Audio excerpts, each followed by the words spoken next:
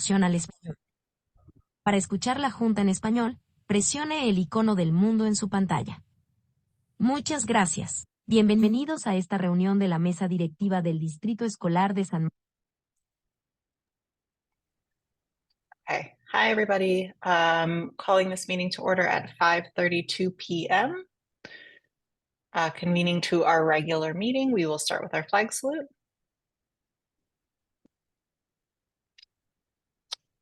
I pledge allegiance to the flag of the United States of America and to the republic for which it stands, one nation, under God, indivisible, with liberty and justice for all.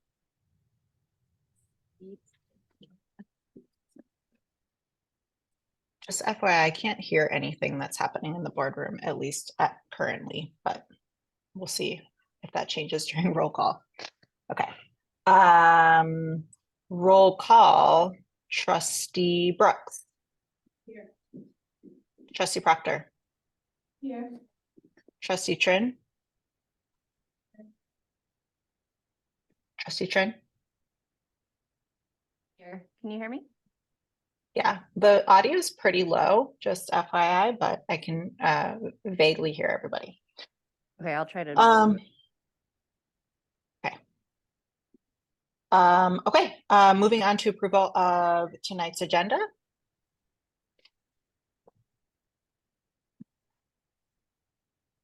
Motion to approve. Thank you, Trustee Proctor, for the motion. Trustee Trin for the second. Roll call vote. Trustee Brooks. Trustee Brooks. Yes. Trustee Proctor. Yes. Trustee Trin. Trustee Trin. Yes. I think you're having trouble hearing me.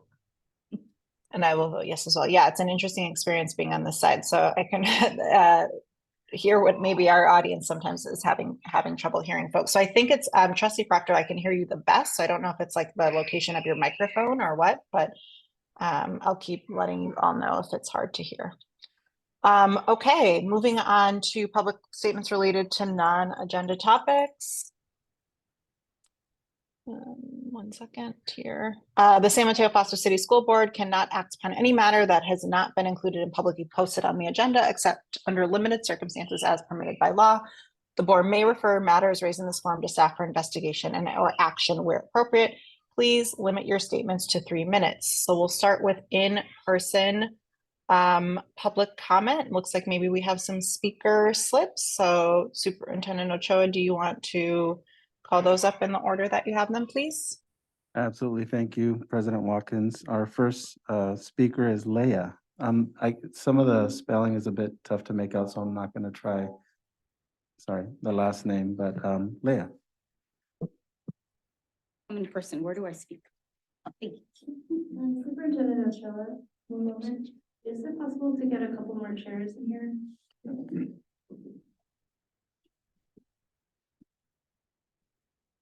Hi, everybody. Thank you very much for this forum. It's nice to see all of you in person. My name is Leah. I have 2 daughters in this district, and I'm here today to talk about the rise in anti-Semitism with the call to action to please ask the district to do something. The ADL has reported nearly a 400% increase in anti-Semitic attacks since October 7th. Jewish students and faculty, I'm sure, are feeling unsafe on our campuses. And this is not something that's far away from us. This is something that's happening right here. Double point. At Bowditch, there were students who were saying Heil Hitler to Jewish students. At Burlingame High School, there were reports of students telling Jewish students that Hitler should have finished the job. This is scary. This is happening here, and we need to take action. To tell you a personal story, my parents came from the former Soviet Union. They came to this country as Jewish refugees so that our families would not have to, so that my parents' kids, myself, and that our children and their children will not have to face this, and we can just live our lives freely without any repercussions of hate. Yesterday, my mom asked me, why did she come here when this is happening here? The truth is that this is America and that we have laws and safeguards and we need to be using them now. Our kids have a right to a safe public education.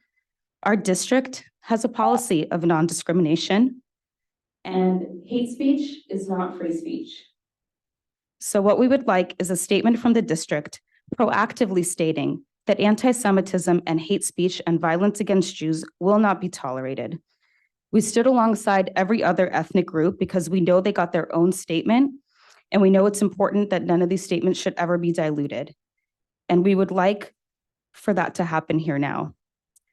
Additionally, we would like for the school administration, staff, and folks who are working with DE&I initiatives to actually take some training in how to spot anti-Semitism and how to combat it. Silence is absolutely deadly in this environment, and it speaks volumes. Thank you very much for your time.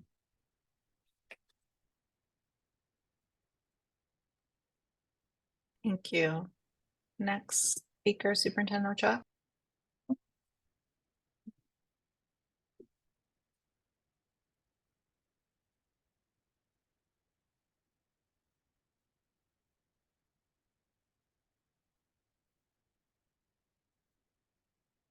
Everybody, my name is Elena, and actually Leigh and I just met for the first time, but we have a very similar story, similar perspective. Like Leah, I actually immigrated from the Soviet Union to the US with my family when I was a child. Jews faced institutionalized discrimination in the Soviet Union, and that's why we came here as Jewish refugees, because the US was truly a safe haven for Jews. But right now, many Jewish families in our district do not feel safe. In increasing incidents since October 7th, Jewish students at multiple Bay Area schools, including in our own district, have been bullied, harassed, discriminated against, and threatened for being Jewish. Leah brought up a couple of examples. I actually have heard of these situations. In another incident at Menlo Atherton High School, students have reported that a teacher was cracking Holocaust jokes. Can you imagine how Jewish students feel going to school after experiencing something like this? This kind of hate behavior stands against the San Mateo-Foster City School District policies. And there has to be zero tolerance to this in our schools. Disturbingly, anti-Semitic behavior at school is normalized when teachers promote a political anti-Israel agenda in the classroom. For example, at Berkeley High, a teacher posted anti-Israel materials in the classroom. Jewish students who complained about feeling uncomfortable were told to sit out the class in the library while the teacher was allowed to continue with the curriculum. This happened over multiple weeks. A biology teacher at Burlingame High School put up a Free Palestine poster in the classroom following the October 7th terrorist attack and resisted calls from students, parents, and the principal to take it down. As Leah said, this is a really scary time for us. We see these incidents increasing. We see the teachers maybe not recognizing what's going on. And I would like to ask the board for the following. Commit to zero tolerance for Jew hate at our schools by publicly speaking out against it, such as putting out a statement, and taking immediate action to investigate any incidents and discipline appropriately. Ensure that our educators are not infusing any personal political beliefs into class discussions, assignments, or curriculum. Provide opportunities to educate staff about anti-Semitism and how to ensure a hate-free environment for Jewish students. Ideally, conduct principal-level staff training as soon as possible and engage with DEI officers about Jew hate. This should be part of the DEI agenda. I hope that you would all want all Jewish children to know that their teachers, counselors, and administrators will not allow them to feel threatened or unwelcome for being Jewish or believing in the right of Israel to exist. Thank you so much for your time.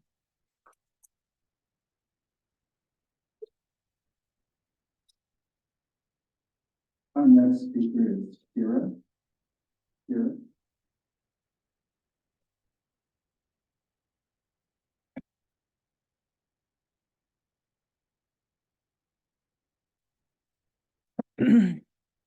My name is Shira Mendelevich. I'm a parent of students in the district.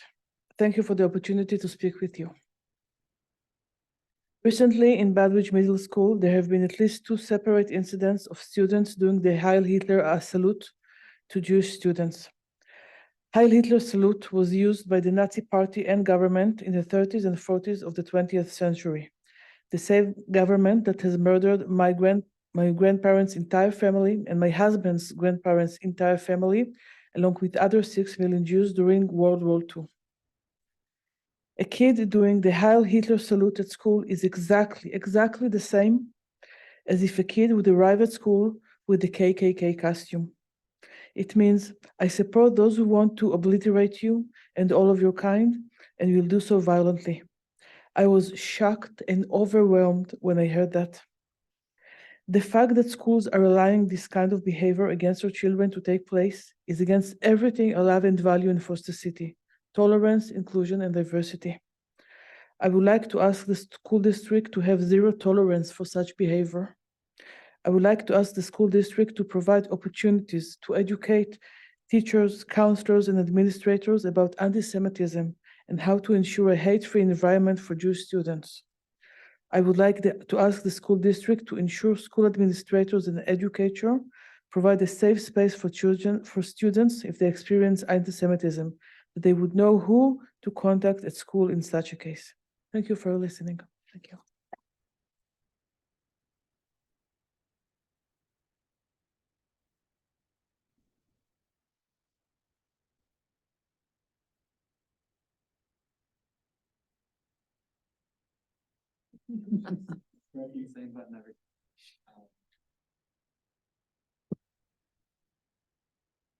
Our next speaker is Ofer.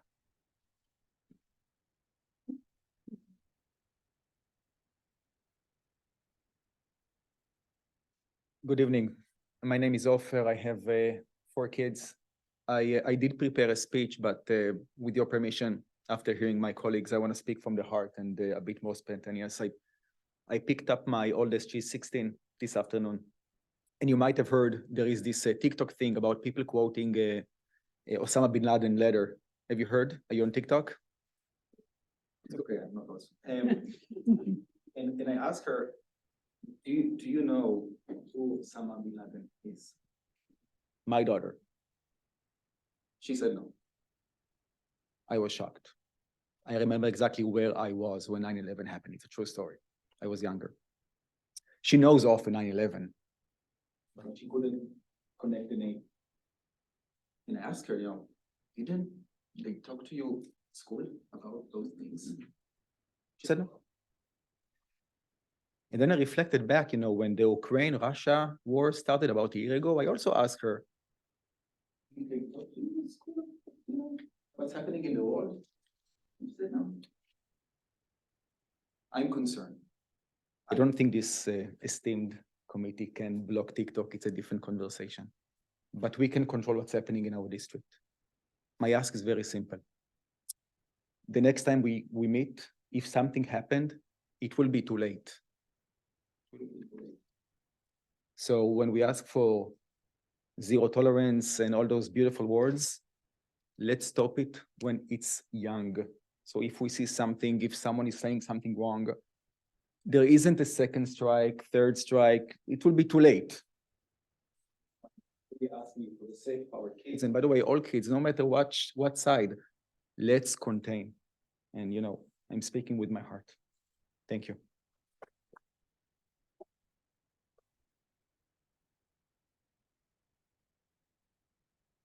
Next speaker is Richard.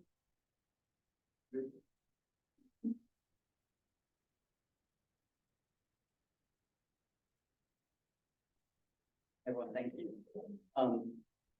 So my main kind of point to support the point that my previous colleague said is that the Jewish population of students are a tiny minority, and it cannot be that they feel such insecurity in a Western world of law where we rely on the police and we rely on bodies to protect every minority.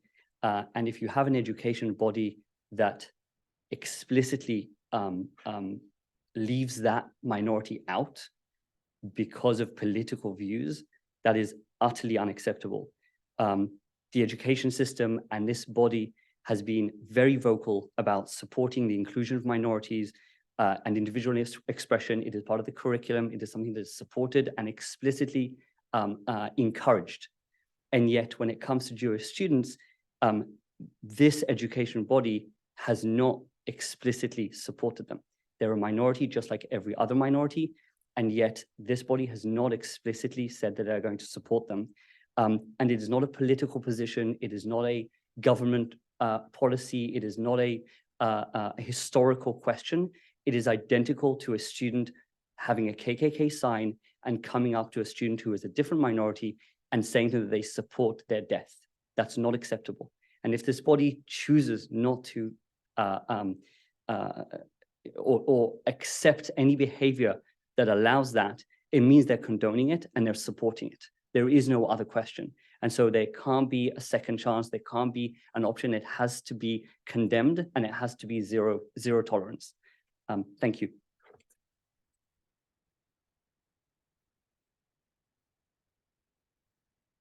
Our next speaker is Ashley.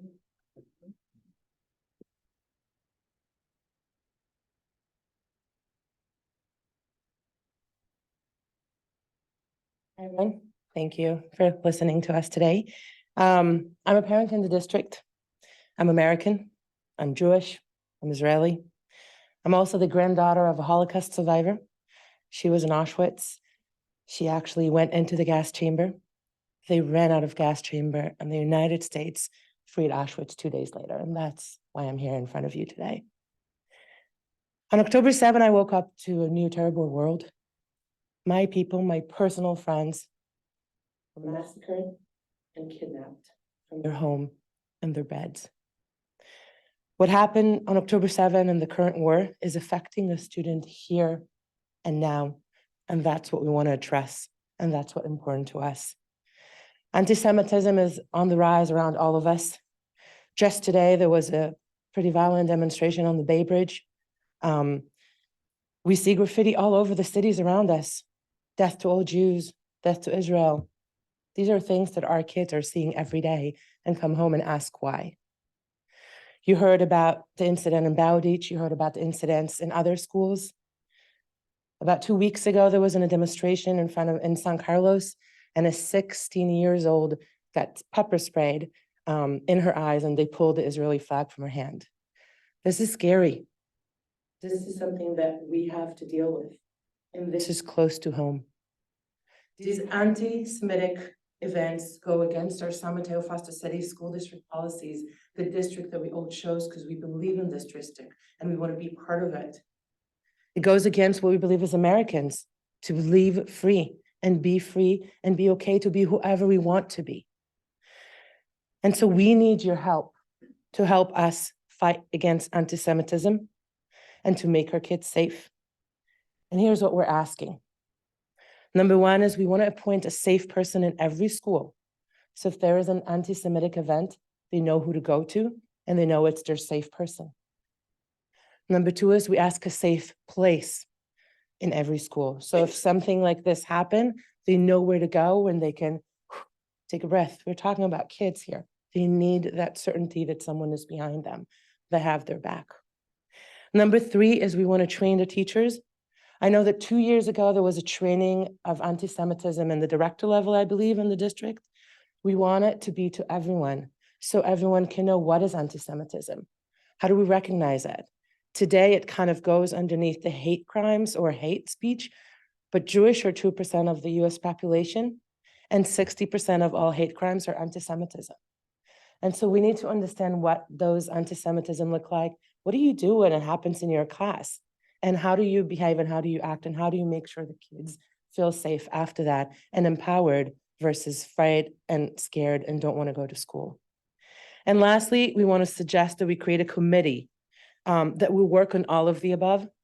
We're here to offer our help as a community leaders. We can help work together to create this committee, to know what we want to accomplish, to make sure that in our DEI, when we accept everyone and we forget to put the Jewish people there, We also put them there as well, and we protect all of our kids, no matter what religion they're coming from, or what they believe in, or who they are, just because they're kids in our district.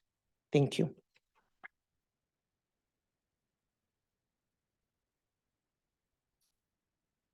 Next speaker is Kimberly. Kimberly.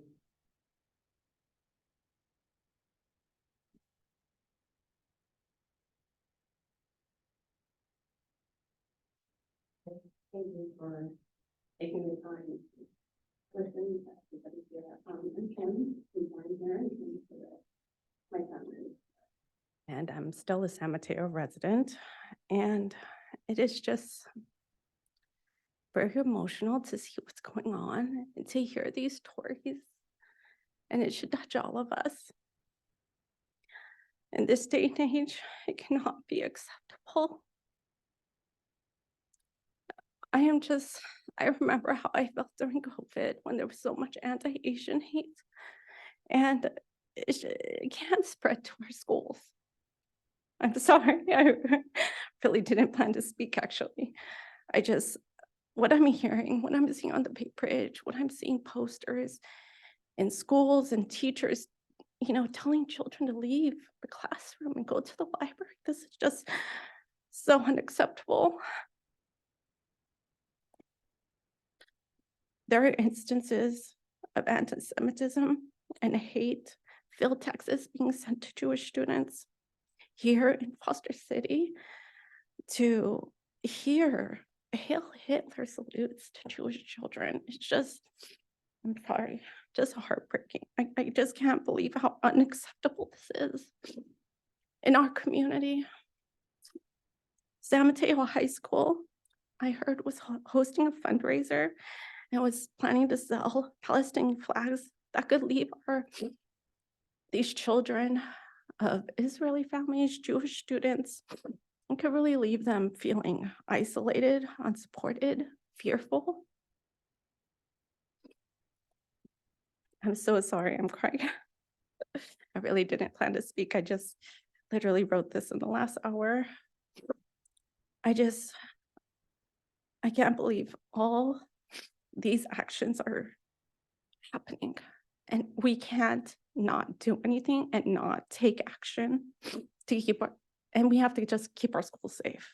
It is our responsibility as a community and to this board and this district to ensure there is no anti-Semitism, there is no hate, there's no Islamophobia, there is no anti-Asian hate, no racism, no, the LGBTQ community feels safe. Like, this is our responsibility. It is unequivocally unacceptable. And we have to make sure that we take this responsibility on. And I am asking that the school district use the policies that we have, and that it shouldn't be necessary, really. I think I hear these people asking. I feel like we ask that Superintendent Diego and the board or the teachers union, that they all take action and make sure that this is known, that this is unacceptable in any form at all. There should be zero tolerance for this. And hearing more stories about what's happening that I didn't know is just really upsetting. We can't control social media, but we can set a precedent to keep that our schools are safe and all the children feel safe. That's all. Thank you.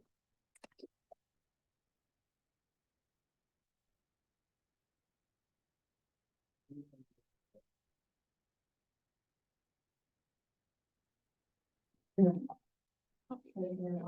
there are no other speakers.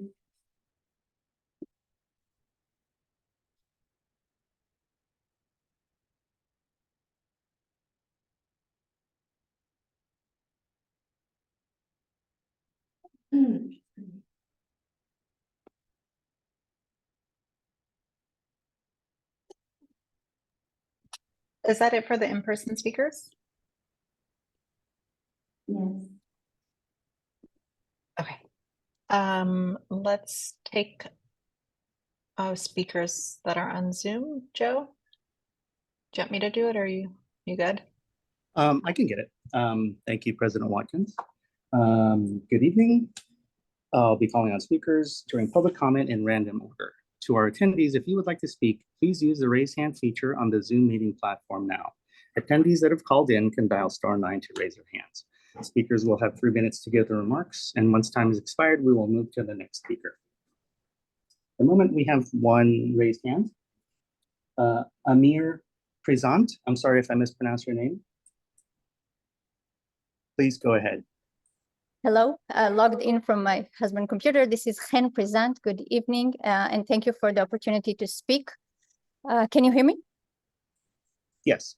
I'm a mother to 3 kids in the school district, and I would also like to express my deep concerns regarding the rising issue of anti-Semitism in our community and specifically within our school districts.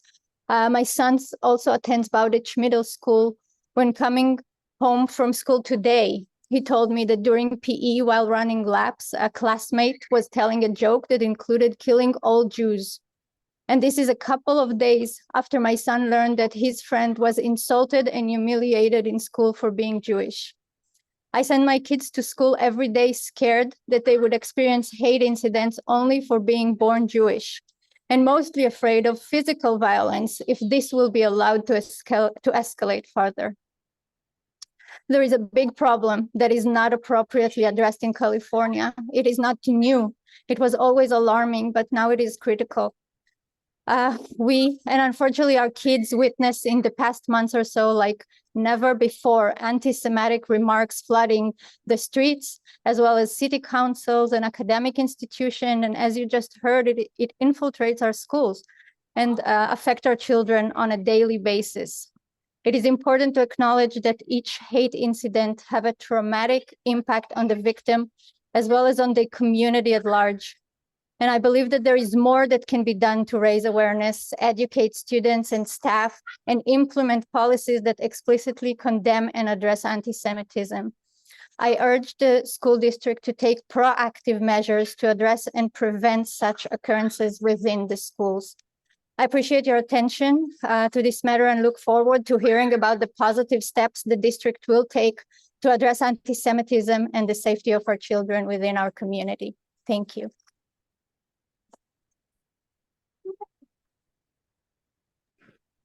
Thank you. Next speaker is Emilia Shapiro.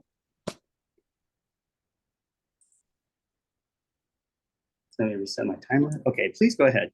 Hi there, my name is Amelia Shapiro. I've been a resident of San Mateo for the last 6 years, and my son is a kindergarten student at George Hall Elementary. And I know the district has a long history of supporting marginalized communities. I was overjoyed to receive an email from Principal DiMaggio at George Hall around the Jewish holidays, recognizing the importance of these holidays to the Jewish community. And I thanked her personally. This was the first time that I had seen something like this come through. But to hear practically nothing, or a corporate vanilla version of nothing from the district since then, has concerned me as a parent, as a member of this community. And while thank God my son has not encountered anything himself, hearing what other students have gone through at other schools, it breaks my heart as a parent. It is not fair that while my neighbors can decorate for the upcoming Christmas holidays, I worry about putting a mezuzah on my door. I have not bought any sort of Hanukkah decorations to put outside because I don't want us to be targeted unnecessarily. It's something that we live with all the time. It is something that any of the adults speaking today have gone through when we were children. As adults, we deal with it in the workplace. And now we call upon the district to just do something to protect our children. We know that the district has spoken up on behalf of other marginalized communities. I came across a beautifully written Facebook post from 2021 when there was a rise in anti-Asian hate, and the district beautifully supported the community at the time. And so I ask for the same thing for a different group of students who is being marginalized, attacked, threatened, and just going through a terrible time right now. Thank you for taking the time to listen to us today.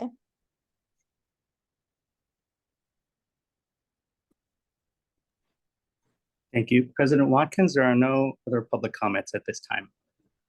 Okay, thank you so much. And as I mentioned when setting up public comment, the board can't act upon, any public comments, but I did just want to say a thanks to all the families for sharing your experiences and just, to express, are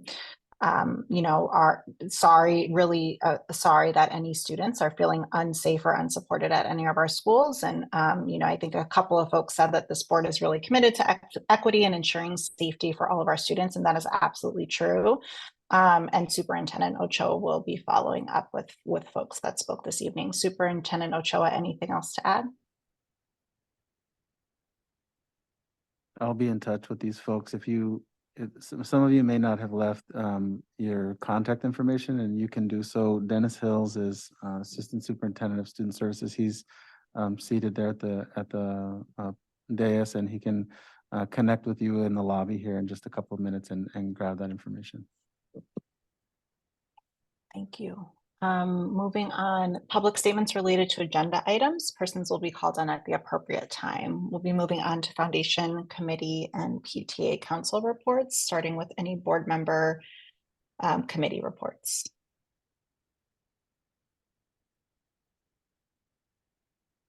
Seeing none. Okay, do we have anyone from the Ed Foundation on? I guess I can look too.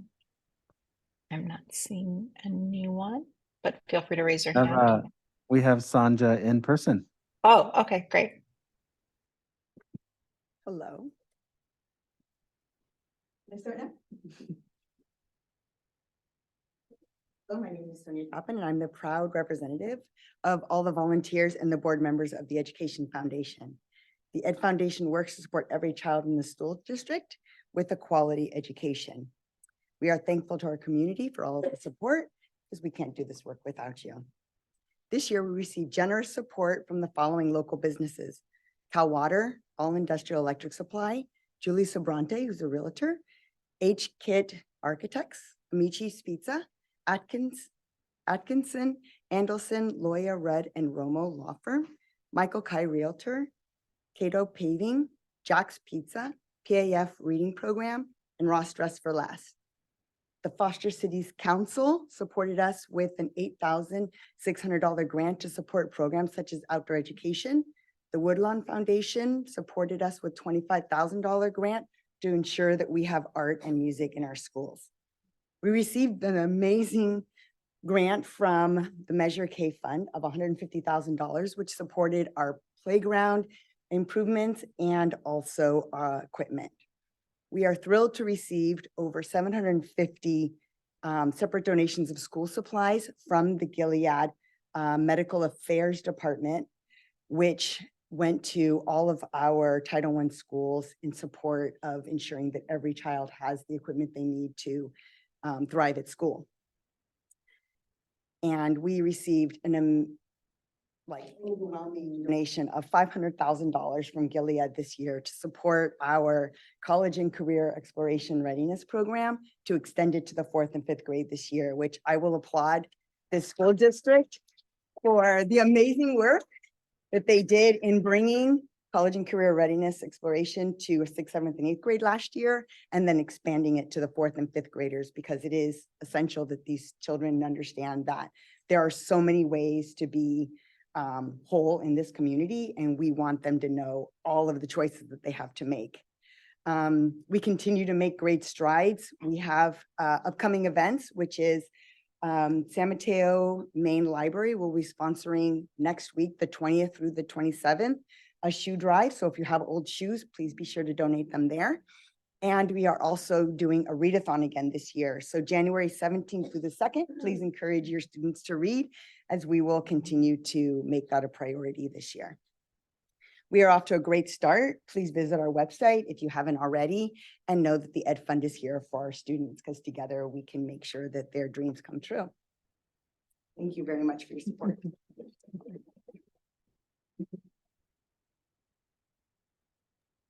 Thank you so much. And do we have anyone on from PTA Council or in person?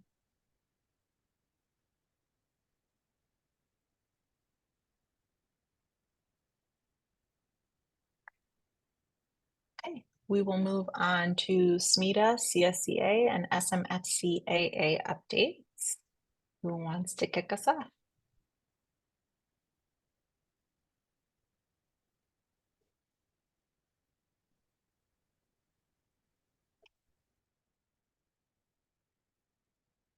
Good evening, everyone. I just wanted to go ahead and do a quick update here. First of all, we have hit 60 days. Tomorrow will be, it will be the third of our school year. We have finished our first trimester by the end of next year, and or by the end of tomorrow. And we are definitely working with our students, seeing the improvements that they've been making throughout the year. A lot of especially our middle schools, but a lot of our other school sites have also been involved in conferences, and we're ending out the term. So, or ending out this term and meeting parents and making those connections. So it's been a very busy time of year, in addition to, of course, all of the holidays that are coming up. We, as a group of SMETA members, we have completed 6 different listening sessions for special ed. Of our special ed staff, we have received an immense amount of data and information that we need to take together and sift through, where we're going to be able to share some of the things that we have found during that time. Thank you to all of the counselors and SDC teachers and RSP teachers and psychologists and speech and language pathologists that helped gave us all of that very interesting data. More to come on that. I want to mention that SMETA members definitely continue to advocate for emotionally and physically safe schools where everyone can feel safe to be in their school and not be judged by their race, their color, their background, anything. And that we as educators are striving to have that and want our district to make sure that those that our schools are emotionally safe. I'm thankful for all of our teachers in the spirit of Thanksgiving. Thank you for teachers and all of our SMETA members, educational professionals that continue to make a safe spot for students to come and enjoy their learning all year. I do hope that everyone enjoys their Thanksgiving. And that's all of my report for today. Thank you, Kathy. Do we have CSCA in the audience or? Oh, awesome. Ms. Bishop.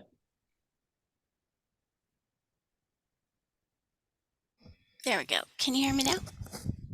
Yes. Excellent. Okay, so I am Brianne Bishop, and I'm the current secretary for the CSEA Chapter 411, which is the union for classified staff of the San Mateo-Foster City School District. On October 23rd, our membership ratified an addendum MOU to a previously passed MOU concerning the annex staff. We ratified an MOU regarding positions in the technology department, which was very much needed, and an MOU that continues the handling of sick days and COVID. Those were the items that were put forth for the board's consideration last meeting, and we thank you for your continued support. It's greatly appreciated. Since the last meeting, our president of our chapter and our union steward and our local rep have entered into negotiations with the district representatives in pursuit of our future contract. This is a standard operating procedure. So, with that, we thank you very much for your time and your support, and wish you all a very happy Thanksgiving time off. Thank you so much. And I'm seeing double here. I saw double of Ms. Bishop. I'm seeing double of myself now too. SMFCAA. Do folks in the audience?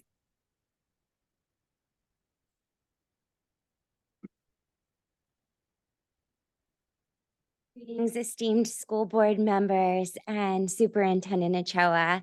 My name is Dale Eilers, and I am the principal of Meadow Heights Elementary School. At Meadow Heights Elementary School, the strategic plan is alive and well. If you know our little school, you know that we are a school full of kind, caring, hardworking adults who are serving extraordinary children. In every single grade level, our students are experiencing our engineering Lego Lab program at high levels. In addition to that, at the end of last year, because our teachers care so deeply about our students, we screened every child in foundational skills, and our teachers worked together to align supports to each student's skill level to ensure that all children leave Meadow Heights learning how to lift the words off the page if they hadn't already because of interrupted education. You may be asking yourself, what is next for Meadow Heights Elementary School? Well, I would like to invite you to our first ever knowledge fair. It is happening on December 1st from 5 to 7. It looks a lot like a science fair, except that students can share any knowledge that they want to share with their community. In partnership with our PTA, we distributed trifold boards to all students, small, medium, and large, and depending on their age and their proficiencies. And if you come, you will learn about soccer. You will learn about ants. You will learn about aviation. You will learn about Guatemala, and you will hear these presentations in multiple languages. So, oh, and there'll be pizza. So please join us.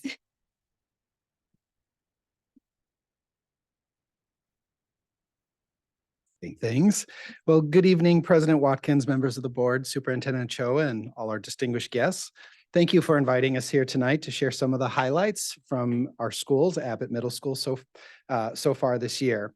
As you are aware, Abbott has seen considerable change over the past year, and I am happy to report that though we've had some challenges, we've also seen a great deal of positive growth, strong encouragement, and support from our school community.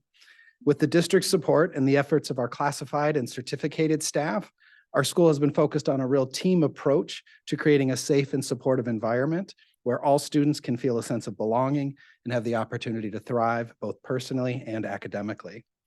With the specific additions of assistant principals Ronhel Fernandez and Fernanda Figueroa, and our TOSA, Diana Foca, the Abbott Student Wellness Center, the school has really worked hard to set clear expectations and consistent support for our students, and our students have responded extremely positively to these efforts.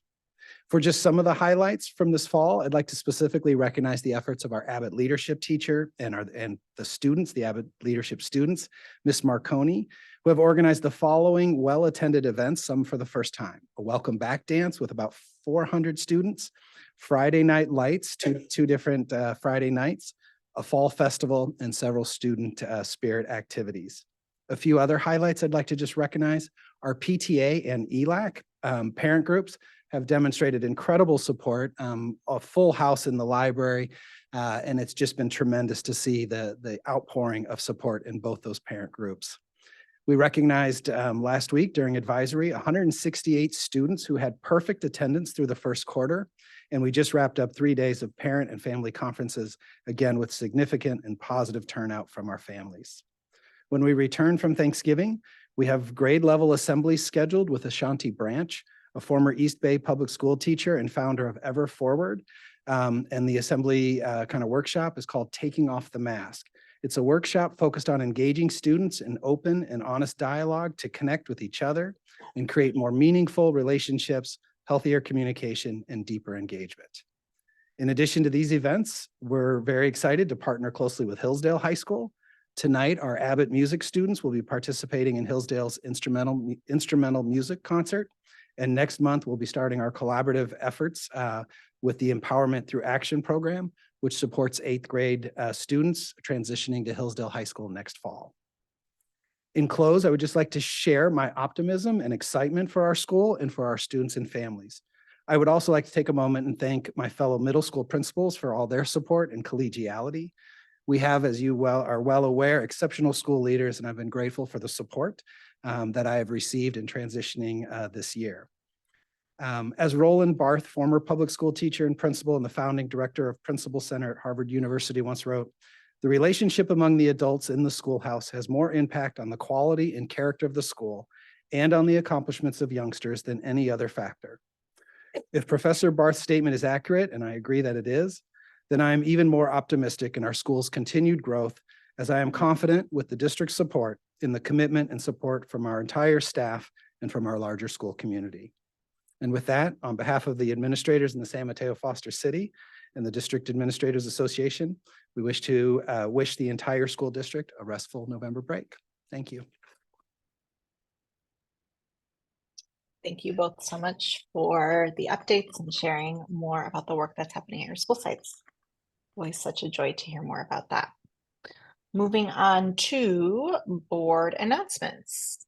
Any board member announcements? Just wanted to say that we, as a district, celebrated Ruby Bridges Walk to School Day this past Tuesday. I know that at several schools, it was extremely well attended, so that was a really great community building event, as well as an opportunity to reflect on our pretty recent history and to, recommit to anti-racism and inclusion for everyone. Thank you. Thank you. Any other board member announcements? Okay, moving on to superintendent report. Superintendent Ochoa.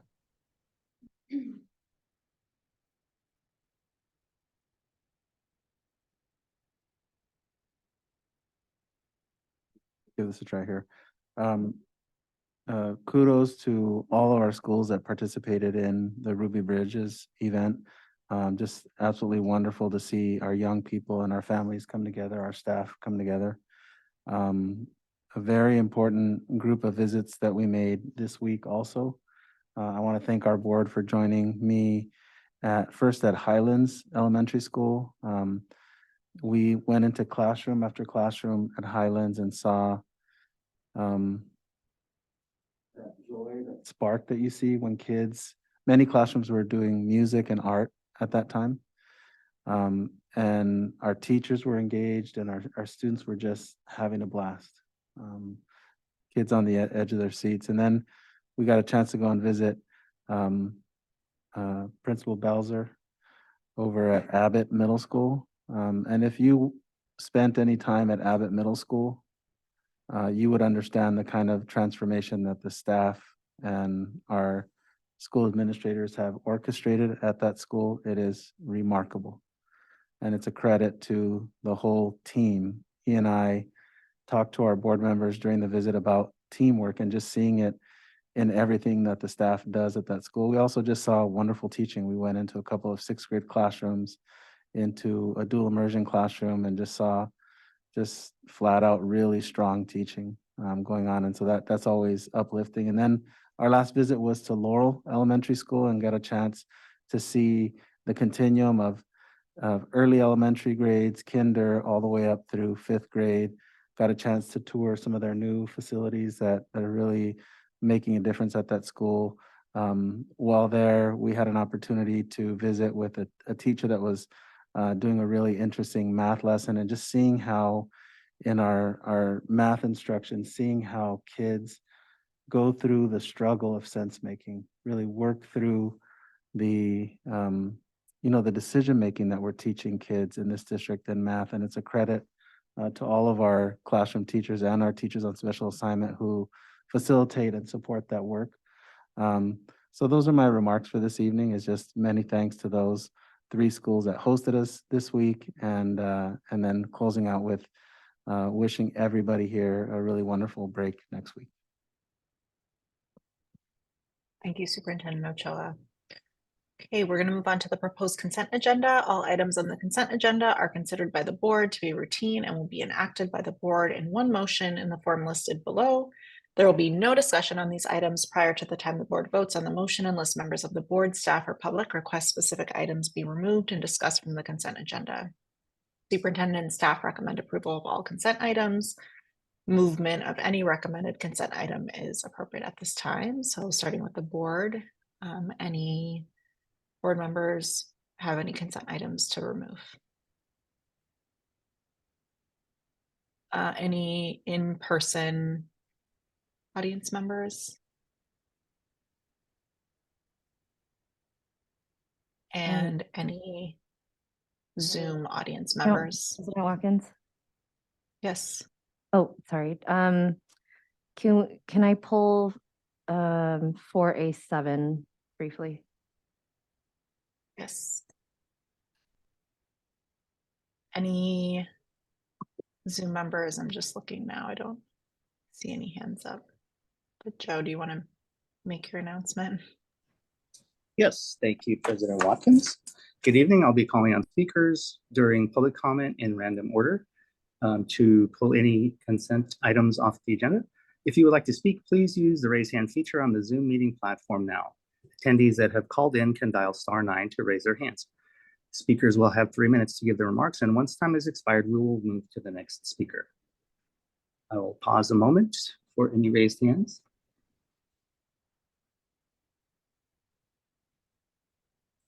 President Watkins, there are no speakers at this time. Okay, thank you. Okay, so we will need a motion for the consent agenda with the removal of 4A7. I'll make a motion to approve the consent agenda. You can just specify with removal of 4A7 in your motion, please. With the removal of 4A7. Thank you, Trustee Brooks, for the motion. Trustee, who was that? Trin for the second? Yeah, okay. Roll call vote. Trustee Brooks? Yes. Trustee Proctor? Yes. Trustee Trin? Yes. And I will vote yes as well. Okay, 4A7. Trustee Trin, did you want district staff to provide some sort of update? Did you have a specific question?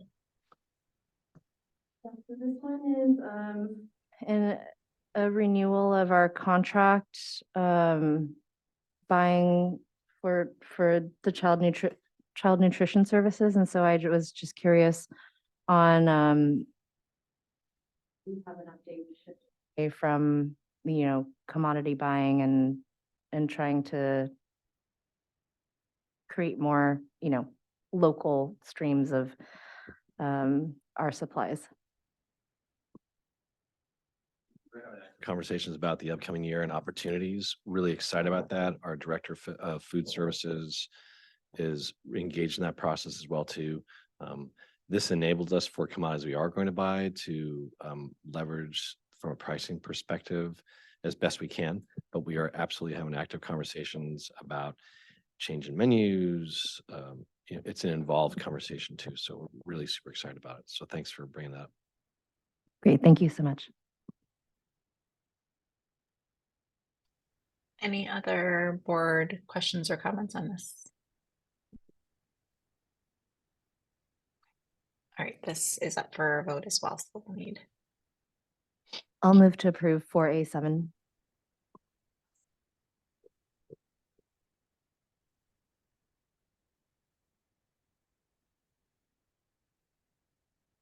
I'll need a second. I didn't hear if somebody did. I'll second, sorry. Okay. Watkins. Okay. Trustee, thank you, Trustee Chen for the motion, Trustee Brooks for the second. Roll call vote. Trustee Brooks? Yes. Trustee Proctor? Yes. Trustee Chen? Yes. I'll vote yes as well. Okay. Moving on to 5A, after school program update. Good evening, Board of Trustees and Superintendent Ochoa. Tonight, I'd like to invite Nancy Bowie, our Director of Equity and Inclusion, and Tiffany Canaris, our Principal on Special Assignment for the Annex. They're going to share an after-school program update with you, including a video at the end. So very excited about that. So go for it, Tiffany and Nancy. Hi, good evening. Hang on a second. Hi, good evening, Superintendent Ochoa, President Watkins, and the Board of Trustees. We're gonna do a screen sharing. Give us 1 second. Do this. And,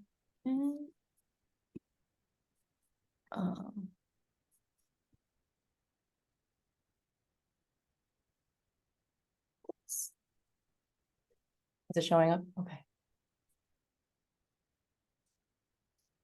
So I wanted to introduce myself. I'm Nancy Bowie, Director of Equity and Inclusion, and my partner is Tiffany Canaris, Principal and Special Assignment Annex. We are so excited to share all of the wonderful work that's been happening in our after-school programs by our fabulous Annex staff and our ELP partners.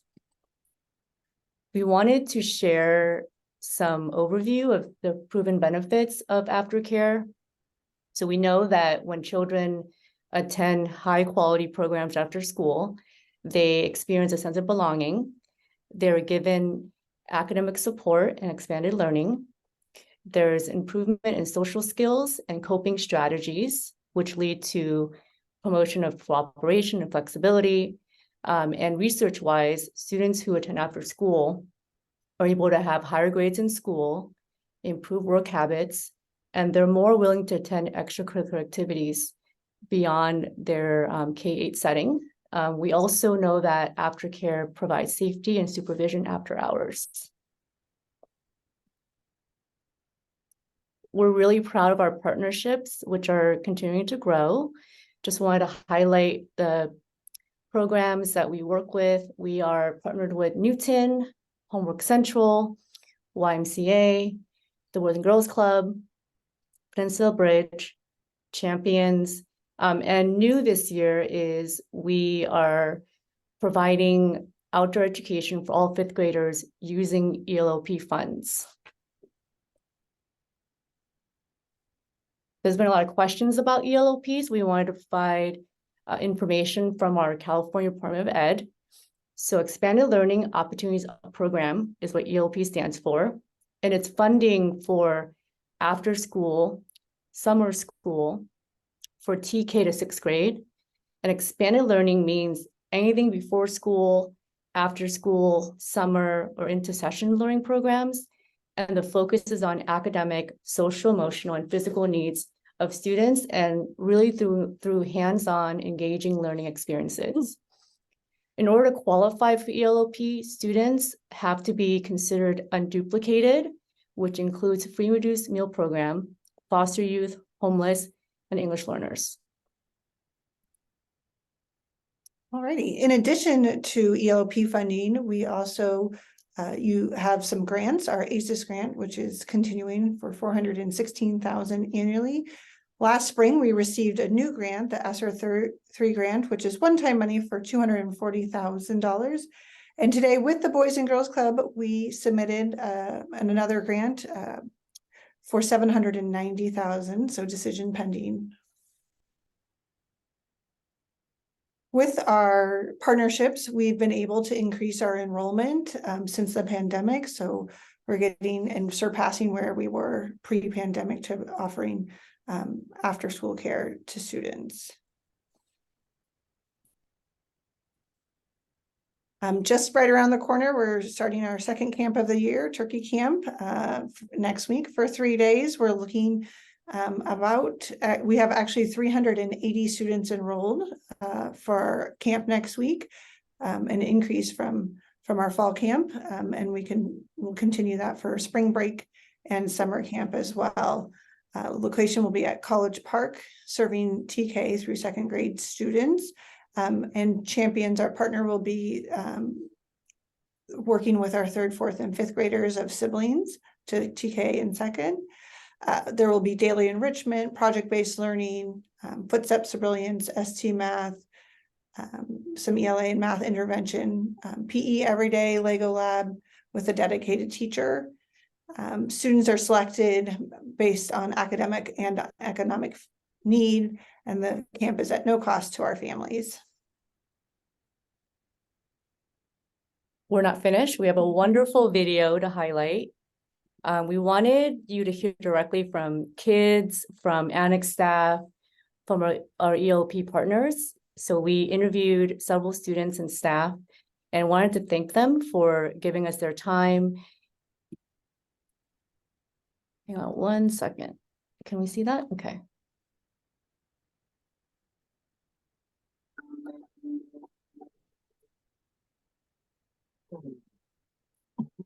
The things I think is most important about after school programming and why I love working in it so much is it's an opportunity for students to engage with more trusted adults who can help them build like interdependence, self-advocacy, figure out what they need. We focus a lot of our daily learning activities highlighting group problem solving, leadership, focus, and self-regulation skills with our Inclusion Connections curriculum, SEL activities, as well as Stanford Harmony. And when it comes to meeting the academic needs of the community, we really focus on each child as an individual through daily homework support and tutoring.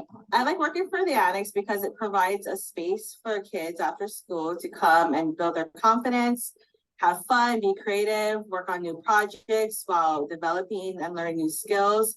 And also it builds a sense of community between staff and families. I really enjoy working with San Mateo District is the community that we get to build and the partnership that we can work with on different programs. Like the biggest one is Book Nook, something that we help them out to do within our program and that we're implementing while we're doing all our stuff and all our curriculum. So it's great to have the partnership to work together and come up with ideas to support the community, working closely with the principals and the schools. We're so excited to be working with the San Mateo-Foster City School District. At our program, we deepen students' math and ELA skills through hands-on activities and culturally responsive book discussions. And my favorite part about working with the district is being able to work with the team to support all students' needs. My favorite thing is working with other people. I like the Annex because it gives me time to do my homework. I need to be a better student. That they help me get a scholarship and get into college, and they take care of needs. And I like hanging out with my friends here. I like there's nice toys and nice teachers. I like the Annex because they are nice people. Learning about science. Staff is that they're really welcoming. And that they always help you with whenever you need like help or you're stuck on like you have a problem with students. Okay.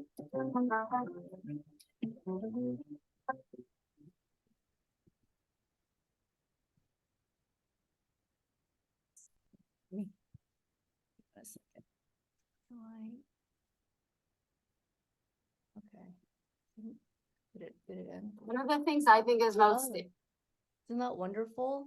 We loved it so much, we wanted to see it a second time. Okay, I think it stopped. Okay. Great, thank you for the presentation. Awesome. Thank you guys so much. Okay, turning it over to the board for any clarifying questions.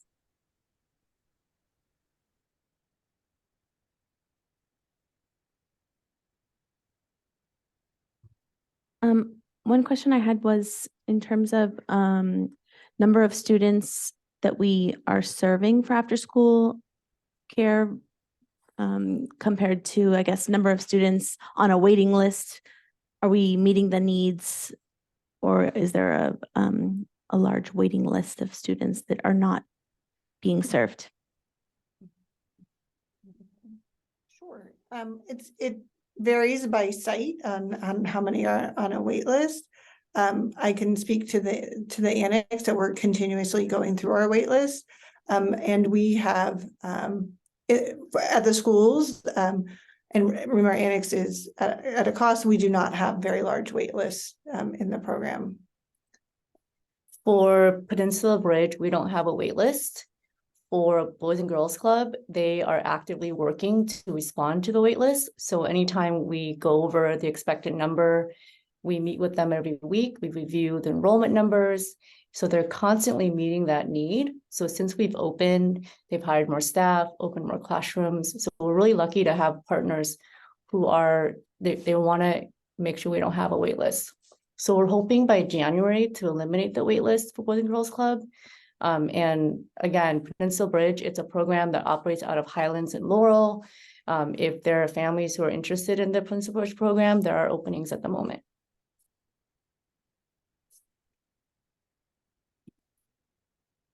Other board clarifying questions. One quick question I had, I know that we've talked about this with preschool, and I'm not sure if the same applies to after school in terms of just like any sort of financial barriers. I know that we are offering after school for free for some of our programs, and then it's paid for some of our programs, and just wondering like if there's any one that doesn't qualify for free that then is not able to kind of afford the paid program. And if there's, I know that we had talked about like the possibility of like sliding scale for preschool, et cetera, for that. And I was just wondering if the same applies in our after school program, kind of how the fee structure works there.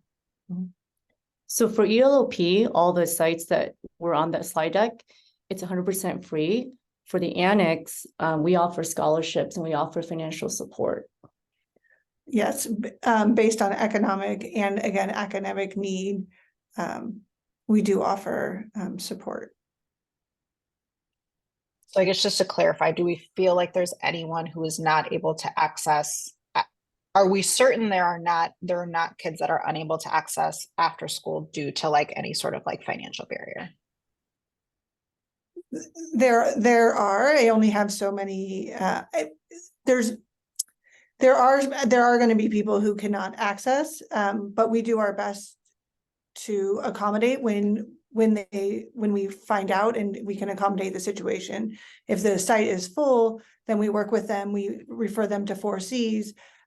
We keep them on our wait list. We don't turn people away for not having financial means. We do try to work with them when possible, but I won't say that it's completely eradicated, but we do work on sliding scales and working with our 4Cs and the county, who also can help subsidize care. At our 3 Title I schools through the Boys and Girls Club, so we have Lead, Sunny Ray, and Park.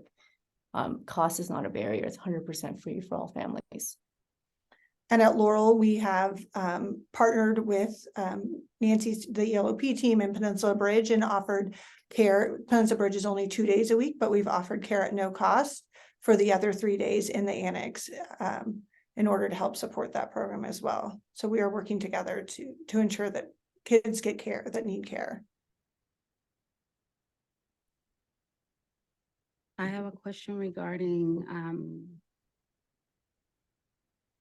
I guess, well, it seemed like you are feeling really supported in the program. Are there any things that you have identified on maybe a wish list that you would like to have us consider for supplies or any needs to help support the kids more? Well, I love that question. Tiffany. For us, we just people, we need people. The more people we have, the more kids we can support. So we are actively recruiting every single day. We're at job fairs. We have added high school students to come support, so we can add more students, and that has been a great addition this year. But more people would be. But as far as monetary, supplies, we are set. We need more people so we can serve more kids. Yeah, I think we're really grateful to the Tiffany's team. Tiffany's been amazing. We have guidance from our superintendent in terms of the outreach that we're doing. I think in the past, after school has been through a first come, first lens kind of a model. And now we're using data to do outreach to families and saying, hey, we've identified your student, you've met academic and economic need. And one of the highlights, responding to that is we actually, I think compared to last year, our turkey camp, we have a lot of staff who are signed up. to teach and to serve. So I think the more partnerships that we can involve, it's going to make people want to come and work in the annex and the after school program. And I just want to plug that for our turkey camp, our 3rd, 4th, and 5th graders, the program is being supported by Champions, which are serving our students at Bayside and at Abbott. So when we've asked partners to step up to help with any kind of need, they've said yes. And we truly believe that equity is about having a culture of yes. And so we're really fortunate that when there's been a need, it's been filled. But in terms of like an ask, I think we'd love to have people come visit. We are open next week. The kids are having a magic show, right? On Wednesday. On Wednesday, there's a magic show assembly. For the fall, we had a animal assembly. For the spring, I'm trying to work on an author visit, maybe even like a musical assembly. So if you're around next week, if you're around for spring break, if you're available after 3 o'clock, please come visit and kind of see. And we made that video to kind of show you, if you can't come, that there's joy happening, we have innovation happening, and the after school is kind of the place where we've been trying out a lot of our STEM curriculum and our literacy curriculum. It's been very successful. Lego Lab. Lego Lab, yeah. Thank you. I have a question about summer programming. Do we have, I know that a lot of families struggle with that big, long break that seems to stretch on forever. Do we have any plans, like if we get this grant money, are there plans to use any of it to provide more summer learning opportunities? So the grant doesn't impact our summer programming for this year. I think it's about securing funds for consecutive years.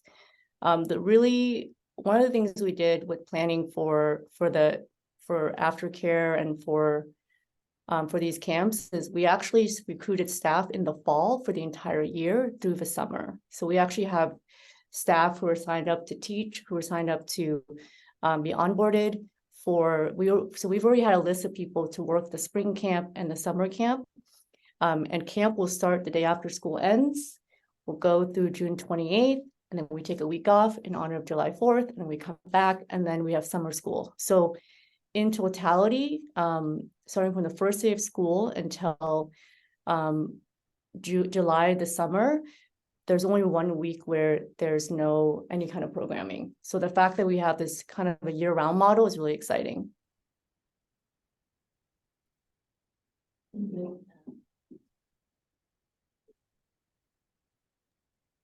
Are there any other board clarifying questions? Open it up then for public comment at this time. Is there any in-person public comment? Someone can just give me like a thumbs up, thumbs down, since I can't see. Okay. Joe, if we want to check with the Zoom audience, please. Yes, thank you, President Watkins. Good evening. I'll be calling on speakers during public comment in random order. To our attendees, if you would like to speak, please use the raise hand feature on the Zoom meeting platform now. Attendees that have called in can dial *9 to raise their hand. Speakers will have 3 minutes to give their remarks, and once time is expired, we'll move to the next speaker. I'll pause a moment for any raised hands.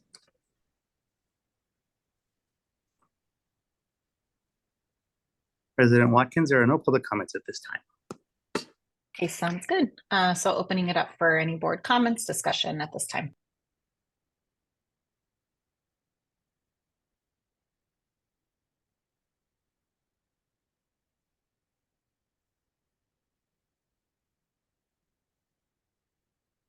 I just want to say thank you for the presentation and just want to highlight the importance of the care that you provide for our scholars. It is very important, not only for them, but for the families to feel like their students are supported and receiving the quality care that we're providing. And to also help in their after school academics, and just feeling really supported. Thank you.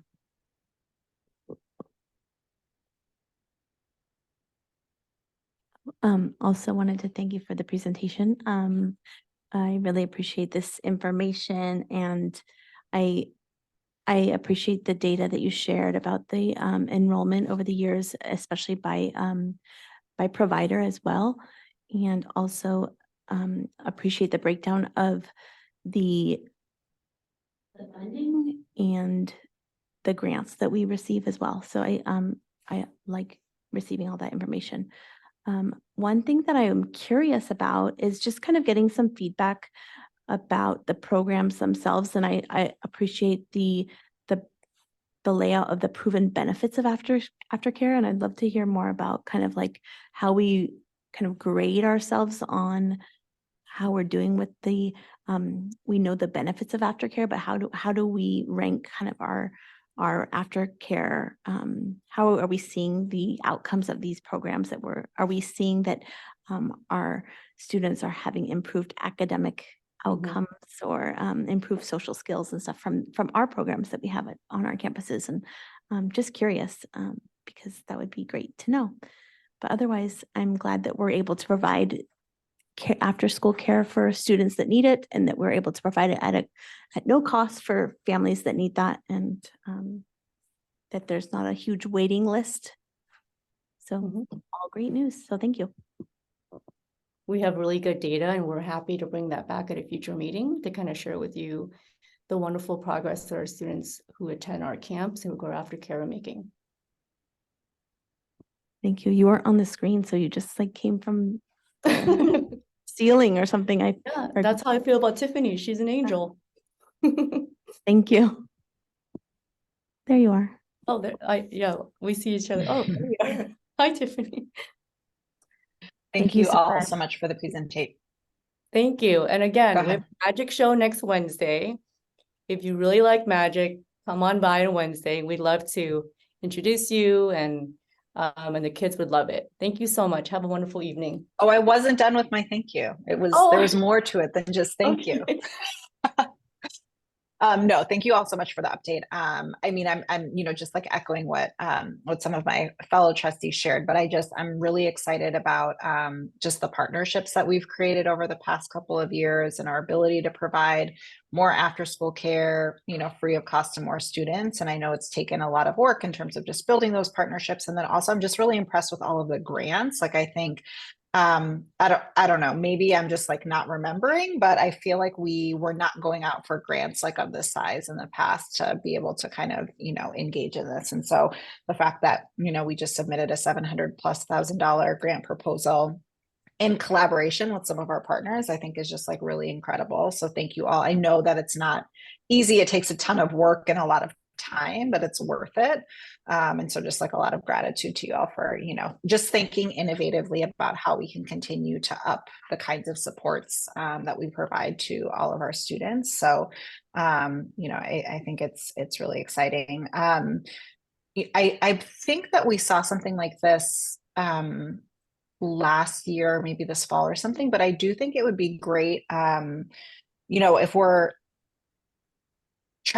tracking, are the 300 kids that come the same kids? Sorry if you said this. Are they the same kids that come for each one, or is it different kids each time? They're the same students every time. And we go through our list of those who didn't respond, right? So the list that we generated from the fall are going to remain the same.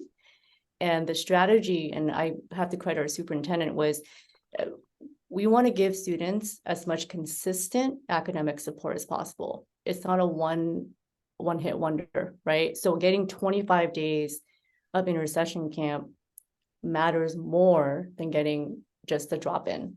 So we consistently have the same students coming back. So for the Thanksgiving camp, our baseline hasn't changed, but more people, the word got out. They heard about the animals show, the magic show, that we're going to pilot a math program that the board approved at a previous meeting called Levered. We're going to be bringing in Paxton Patterson for 3rd, 4th, and 5th graders in our spring and our summer camp. So I think keeping the baseline the same and just kind of adding, because I do think the strategies about adding versus starting over every single time. So the staffing is remaining consistent, the student service is consistent, the facility is the same. So to have a kid come back to the same classroom at College Park and have the same teacher, have the same students, so they almost get it's almost like it's like a school within a school. So they get to build relationships and they get extended throughout the year, which I think is really, really special. And that's why the annex is so special, is because the same kids go every single day. So they get to build a second community. Yeah, no, thank you. That's super helpful. Yeah, I was asking because I'm, looking forward to seeing kind of the data that we're getting around like how this is kind of supporting, our students, that are identified here and how that kind of compares, right? Because we of course want to see like we've invested all of this time and all of these resources into providing like these additional kind of intercession camps. And so, wanting to see that translate into how they're doing in school. So looking forward to that. Yeah, thank you all. Any final comments? Thank you again. It's been wonderful to see, so many more families get the support, so many kids really be able to access the joy of learning for more hours in the day and, getting to play with their friends and, but also getting that academic support. So thank you so much for all of your hard work. Thank you. All righty. Thank you again. Moving on to Ed Services, review of professional development activities and data. Assistant Superintendent Chambliss, over to you. Yes, good evening. Board of Trustees, Superintendent Ochoa. It's my pleasure to provide you with an update on the professional development activities of our district over the last year. Give me a minute here. I'm going to pull up my screen for presentation.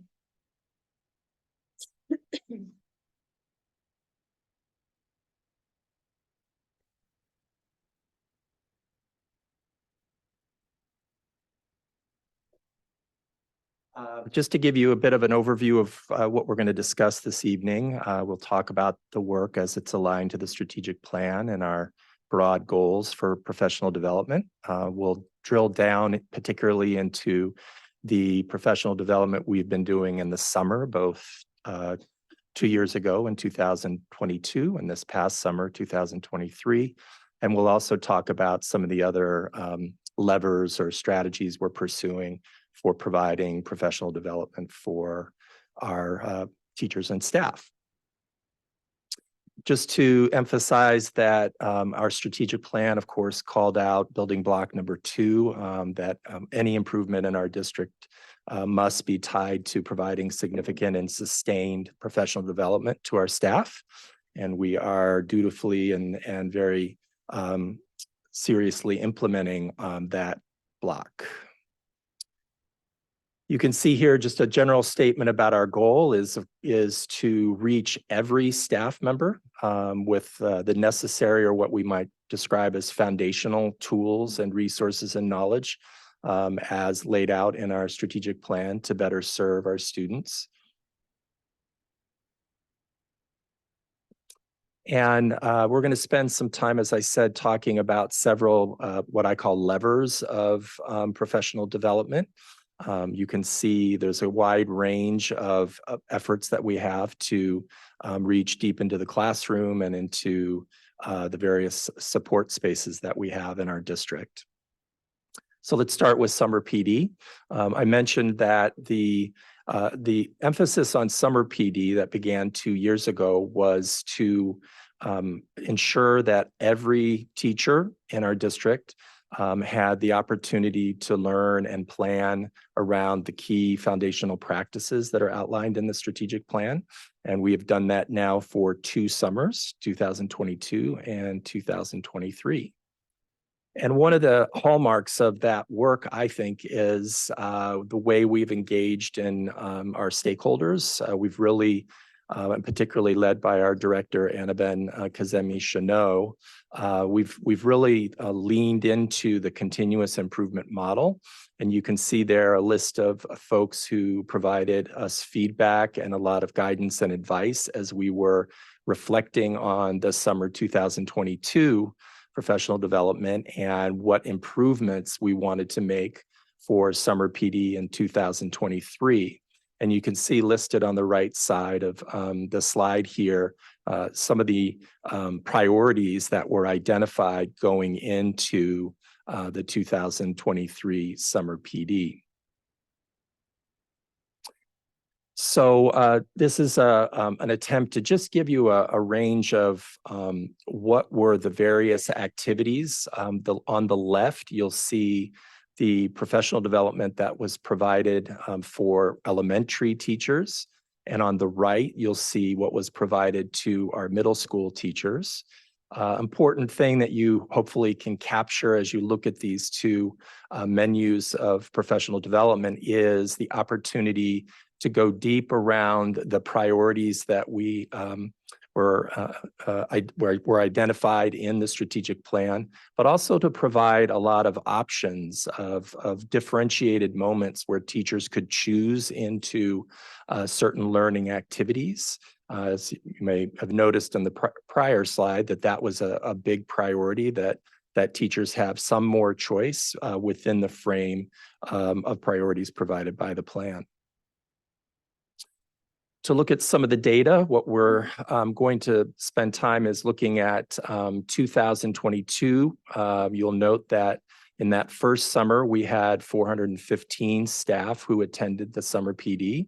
And then in 2023, 505, which is approximately a 25% increase. So we're very excited about the engagement and reach of the professional development in its second year. You can also see there then the feedback that we got. What you're looking at is 6 questions that we ask in all of our PDs. And we're identifying here the percentage of participants who agree or strongly agree that, for example, that they felt comfortable and welcomed in the professional development space. And I hope you can tell that there was some pretty dramatic improvements from 2022 to 2023, particularly around opportunities to practice content and the ability to develop new ideas that will help teachers support students and families. This feedback is critical to us improving even as we go forward, but we're excited about the quality of experience that we see our participants expressing to us. Then beyond the summer PD that we provide, we have for many years now had 3 days each school year that we call professional development days. These are single days where students do not come to school and staff participate in professional development. We're going to talk a little bit here about the 3 PD days that occurred last year in 2022-23. So that was on September 9th, January 17th, and April 3rd. And then the 4th is, of course, the October 9th day that we had just a month or so ago. And one of the things that's notable is the fall PD day actually is professional development for all of our staff. So that includes certificated teachers, et cetera, as well as our classified staff. So we're interested in looking particularly at how the 2 fall days in 2022 and 23 compared to each other. And you'll note that we had a very dramatic increase in the number of staff who participated on that PD day.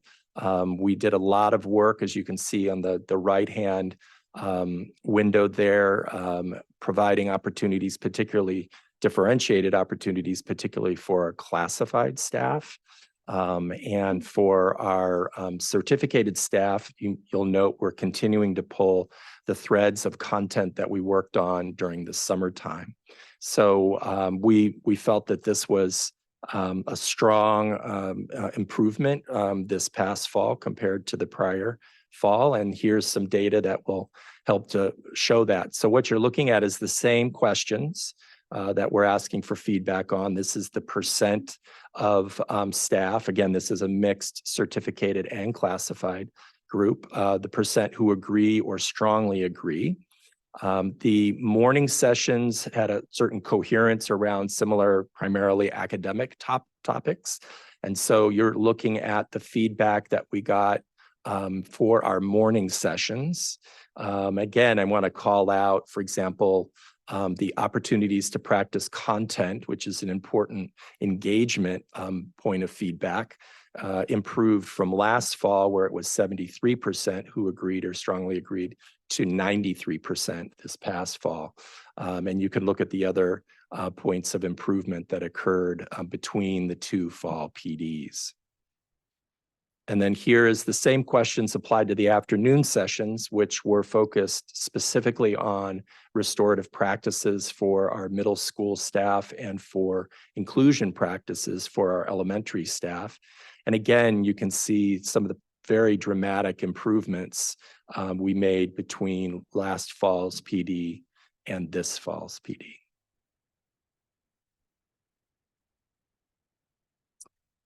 Turning now to some of the other levers that we pull to support staff learning. One of the key developments that's occurred around all of the teacher PD is the development of a group of teacher leaders who really are taking the lead in both facilitating and designing and facilitating the PD that goes out to teachers. So at the middle school level in particular, there's been a cadre of teacher leaders across the various content areas that have worked closely with our director, Kenyatta Cook, and actually facilitate the breakout, the individual breakout sessions that teachers experience both in the summer and during the school year PD days. And so this is a very important development. Obviously, we're going to get there. We're only going to get there through building that teacher leadership. And we feel that, we are doing that. At the elementary level, there's the cadre of language and literacy TOSAs, multilingual TOSAs, and math TOSAs. So it's more on a teacher on special assignment model that's working out.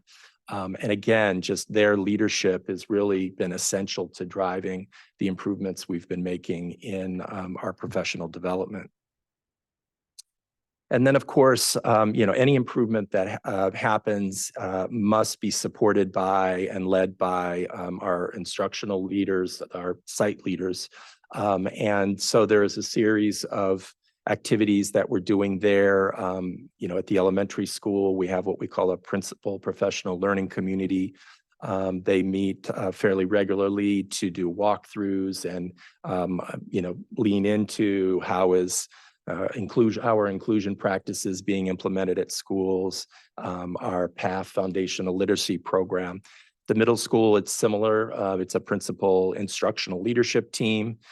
They also work closely with the teacher leaders and do regular monthly walkthroughs. And again, this is really building the capacity of our site leaders, both to understand what high quality instruction, what high quality teaching and learning is, and also to be able to give good feedback to our staff and teachers about the work that they're doing.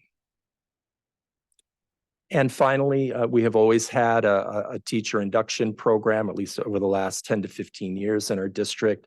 This continues to be a very important lever for bringing on our new teachers and grounding them in the foundational practices that we see, that we think are essential for our district. You'll see that the photos here are mentors with their mentees.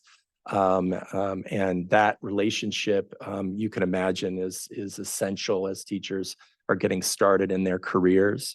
I would just note some of the data that we have had a 50% increase in the number of induction candidates that are participating this year, which it means that we are reaching into more classrooms with more support and grounding them in the essential knowledge and practices aligned to the strategic plan.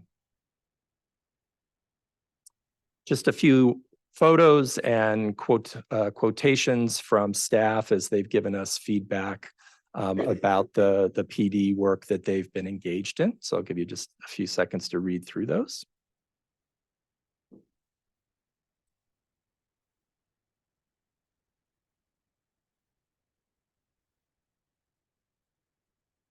And appreciate the opportunity to update you.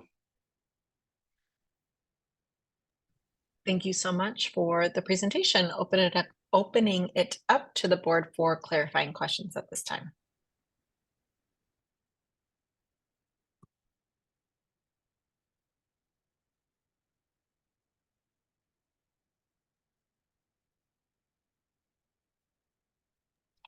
No clarifying questions?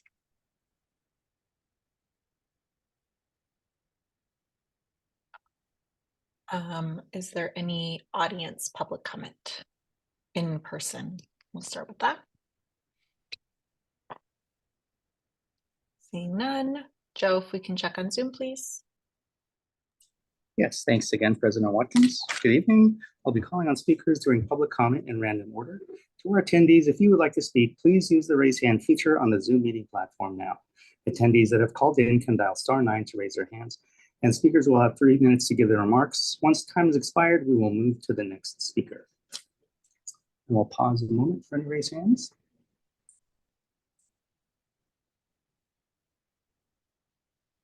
President Watkins, there are no public comments at this time. Okay, thank you so much. Opening it up to the board for any discussion, comments. Just really good to see that so many teachers are so engaged, or all the staff are so engaged and feel like the professional development is a worthwhile use of their time, it seems like. So great job.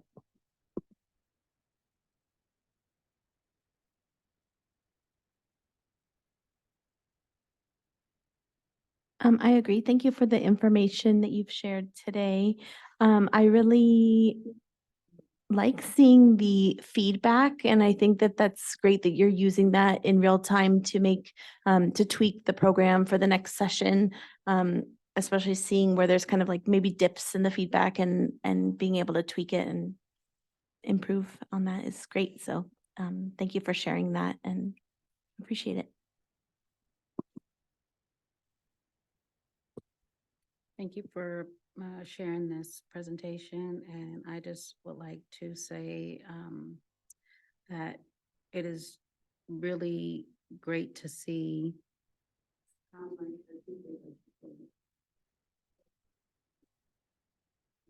Thank you. Thank you so much, David, for the update. I know that, this is something that we've talked about over the years, and is something that, I think about as Trustee Proctor was saying, like, it's so great that we're like tracking this and making adjustments in real time. And it's like when we think about what we're asking educators to do in their classrooms, right? It's the same thing. And so really thinking about how we're modeling adult learning practices as well, in terms of just really, using data and listening to what's working and what's not working and making adjustments here. And just really intentionally continuing to build in professional development and into, the way that we work. And I know that we've added more professional development days, et cetera. I'll just give like one more plug for us continuing to think about if there are additional creative ways that we can provide additional professional development, teacher collaboration, particularly as we're, asking everyone to really think about how they're leveraging, how they're utilizing data, responding to data, adjusting instruction. Are there ways that we can get creative about providing additional support and pull out time and collaboration time? And so would love to see that as something that's a consideration for something that we do moving forward, in addition to all of the incredible work that's already happening in the space. So I'll continue to put in a plug for that. Thank you. Okay, anything else? If not, we will move on to approval of the MOU between City of San Mateo and our district regarding police engagement and collaboration. So I know that we reviewed this last time, and this is up for a vote this time, but Superintendent Ochoa, anything to add? Thank you, President Watkins. There are no changes to the document that was presented publicly. I do want to share over the last month a number of conversations I've had with community members and stakeholders who have said, some who have emailed or called and said, you know, you're on the right track. This is the right next step. Many kudos to our colleagues who helped draft the MOU. A special thanks to our board president. She has been instrumental over the years in walking us through a process where we arrive at agreements, written agreements that that truly reflect the vision of the board and the desire of wanting to have the kinds of schools that we want our children to attend. And an extension of that is the continued collaboration and involvement of our school board members, many of whom have spent time poring over the details of the MOU and making those key recommendations for changes, and it has all been a part of the process that has brought us here. And as superintendent, I strongly recommend that the board approve this MOU. Great, thank you, Superintendent Ochoa. We'll open it up to the board for any questions.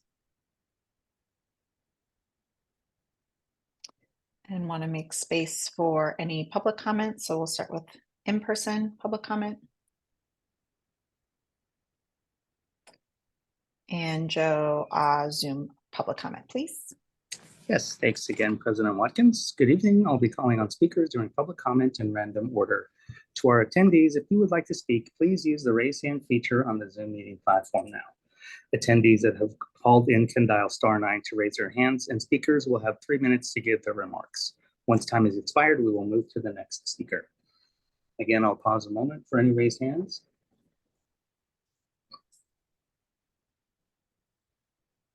President Watkins, there are no public comments at this time. Great. If there are board comments, happy to take them, but this item is up for a vote coming back for the second time. I'll make a motion to approve this MOU.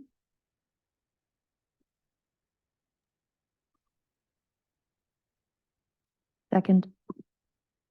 Thank you, Trustee Brooks for the motion, Trustee Trin for the second. Roll call vote, Trustee Brooks. Yes.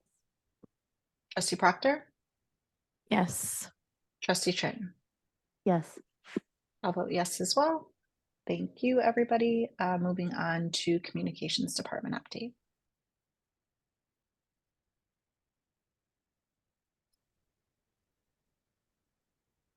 Good afternoon, or good evening, sorry about that.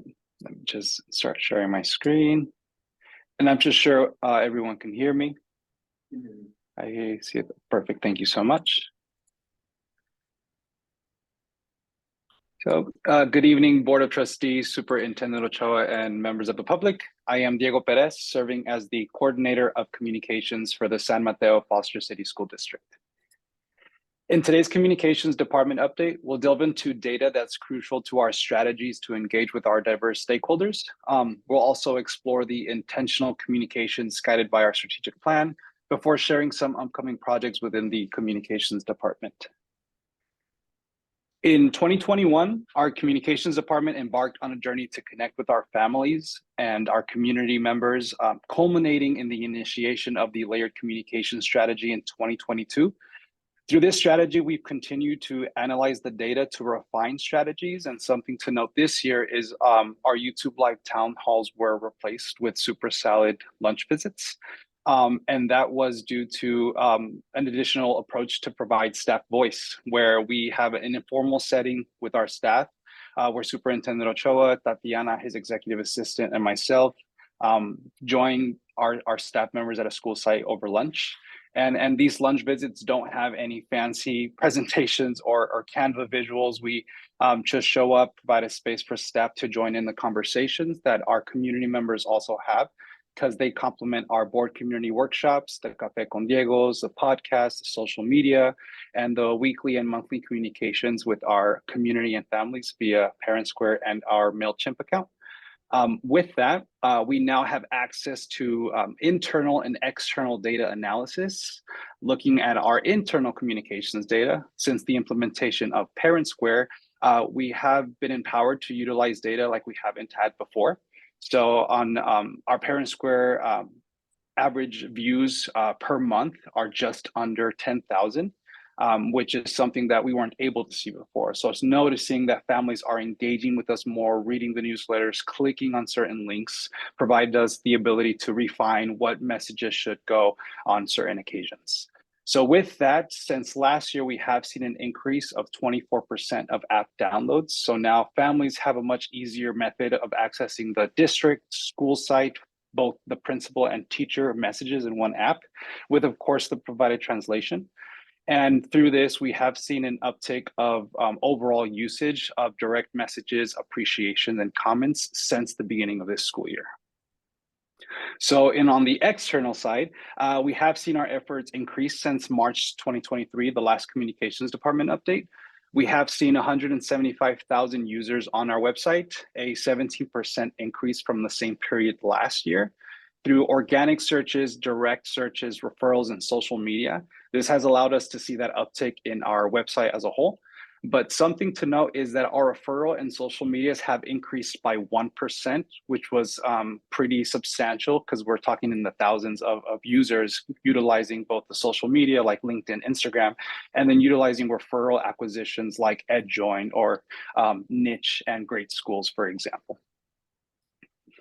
So these positive trends do stem from the digital communication strategies that we've added this year.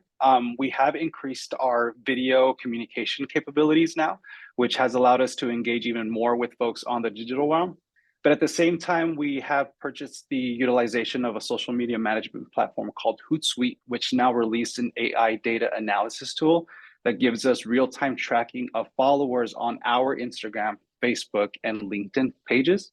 And they recommend us optimal times for when to post to get the most engagements. So specifically utilizing these two strategies, we have seen a 38% increase in Instagram and an overall 88% increase in our following across our social channels. But of course, it doesn't stop there. Another impactful strategy that we've initiated this year is the Teaching and Learning Review, which is our district's very own online editorial. The first volume focused on restorative practices, and it allows for those folks who want to read and dive deep into the data that we share to have that opportunity to do so. This has garnered over 550 views since we've released it, and in an average of 20 minutes of time viewed across all of the articles and the page itself. Providing us the ability to see how it is that this audience interacts with us in this format and how can we make it better for more substantial data sharing, and another topic for volume 2. And of course, as we sustain these strategies, it is vital to assess their impact. So from a bird's eye views on our social media channels, we have experienced an overall growth, particularly in engagement. And something to note is that we haven't actually been posting as much as we did last year, which is, I like to say quality over quantity.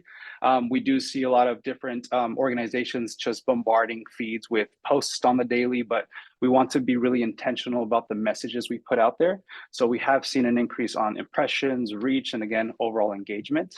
But then we want to see the impact in person. So since the beginning of the school year, we have initiated about 3 board community workshops. Thank you to our board members who have been attending these. It's great to see you all participating with our families. Since then, we have seen over 60 families attend across the board.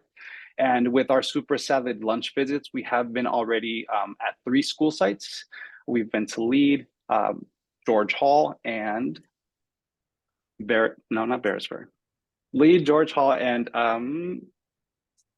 another school site that I totally forgot right now. But these provide, again, our staff the ability to be able to engage with, Superintendent Ochoa with no fancy visuals, to have a conversation and bring them in to the topic. But also we invite any other topic, as we do at our board community workshops, Café con Diegos. Something interesting that I saw in this data analysis that I'd like to bring to the board is our LinkedIn page, and particularly as it relates to conferences. So while we do have an effort in communicating with our community as a school district and as leading a district in our county, it's important to also see the impact we make when we go to conferences and participate. So I did some data analysis as to see the participation from last year's ACTA Leadership Summit to this year's ACTA Leadership Summit. And that's the Association of California School Administrators. I presented this past early November with my colleague, Dr. Christian Rubacaba, on innovative communication strategies for equity through the Community Schools Framework. And in this corresponding date of the 3 days that we were at the conference in comparison to last year, we did see an increase of 144% views on the district page itself. And we did have presenters last year, and we also had presenters this year. But something that I wanted to be more intentional just to see the impact it would make was have QR codes and links and website accessible presentations for folks who are listening to our corresponding presentations to be able to see us and view us. So it was great to kind of like see the impact that made in this corresponding setting, and look forward to seeing the more increases we make as we continue on sharing the story from the district's strategic plan, which of course takes us to our strategic journey. We do want to be intentional about the communication we have to our corresponding stakeholders, and I utilize the strategic plan as a compass when it comes to our communications campaign. It helps align communications with actionable strategies that are going on across the district. So in today's example, I'd like to highlight some behind the scenes of what we're currently doing with our PAP reading program campaign. Of course, we want to begin with the landing page. This is where it's the page where a community, parent, teacher can go in and learn more. But while we're actively shooting the interviews with our corresponding TOSAs, teachers, students, principals, we also want to share the curriculum in action and bringing it to life. So in this corresponding project, I'm working closely with our Director of Curriculum Instruction for elementary schools, Pam Bartfield, to highlight the impact that the PAP reading program has made through K-2 in our district. So again, utilizing our stories to do a quick snapshot for families so they're in the know of what's going on. And then of course, relaying the video later on through a layered communications approach. But this initiative does align straight with our strategic plan. It reinforces our district's commitment to excellence and to having students reading by 3rd grade. And of course, setting ourselves as a role model in the county. So in addition to the communications campaign, we want to expand the reach, and we're going to be hosting, I would say 2nd annual, but this year we have a more specific approach to the Literacy Summit, which is corresponding to 1st grade instruction. So what we'll be doing in this corresponding Literacy Summit that'll happen in February 8th to 9th, it's a 2-day summit, is we'll be utilizing our corresponding 1st grade teachers with the collaboration of Ed Services to invite other 1st grade teachers across the county to the Literacy Summit so they can come in and visit our classrooms, see the work we're doing, see the students engage and how we're doing it. So that way it expands further the strategic plan's goals, visions, and how it is that we want to expand not only for our students, but for students across the county and of course the state. So as we move forward, we are going to continue the stakeholder engagements. I do want to note we did have already our first board partner visitations, and I did have feedback, but we do have another one in January, and I want to come back to the board to provide you more detailed approach. So that way we have at least 2 visitations to provide you with more data on how it is that they're going with our corresponding partners that are visiting with us. At the same time, we have finished our 2nd meeting of the Empowering Student Voices Council, and there's a lot of fun stuff happening with that. But at the same time, more data to come, so that way I can provide you guys with a more substantial update on those 2 corresponding projects that are new this year. But one thing that will be coming fairly soon is our initiation of the shift in our own SMFC podcast, which will essentially be serving as a weekly update to our monolingual Spanish-speaking families.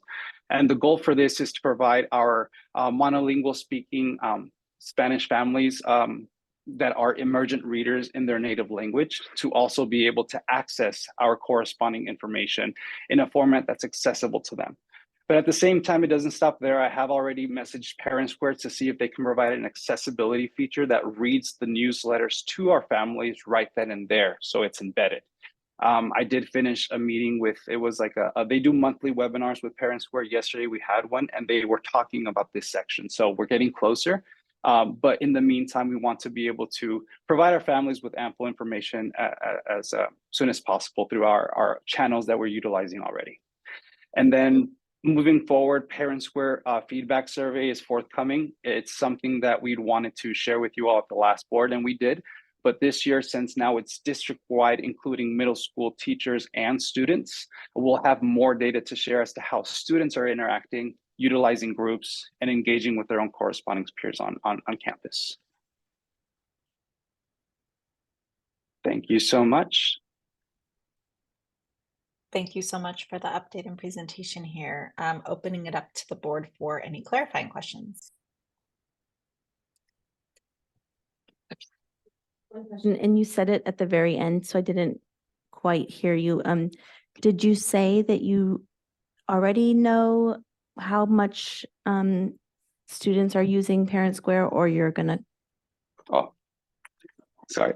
We know how many students are using it. The goal is to find out what we can do to better the platform in our district. So we have the data and I can bring that with you, but I wanted to bring it with the overarching feedback from our community as well. Okay, cool. Thank you.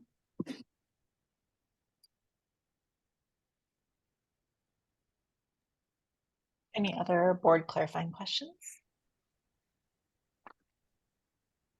We'll open it up for in-person public comment. And Joe, if we could check the Zoom audience, please. Thanks again, President Watkins. Good evening. I will be calling on speakers during public comment in random order. To our attendees, if you would like to speak, please use the raise hand feature on the Zoom meeting platform now. Attendees that have called in can dial *9 to raise their hand. Speakers will have 3 minutes to give their remarks, and once time has expired, we'll move to the next speaker. I will pause a moment for any raised hands.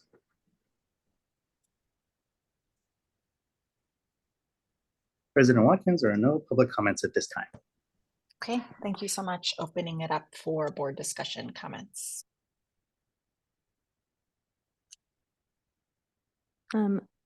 Thank you, Diego, for this presentation. A couple of comments. One, I feel completely inadequate on my PowerPoint skills while watching this presentation. I don't know where you learned how to do these presentations, but I need a tutorial. I don't know how to make these things come alive, but I have to learn. But thank you. The other, my real comments are around, one, I'm really glad that we switched to Parent Square and that we have one formal way of communicating across this district, because it seems like people, I don't know the general feedback, but it seems that people have gotten on board and we all kind of know how to use it in general. And there's not a bunch of different ways that we're all communicating. So we're all kind of in one boat.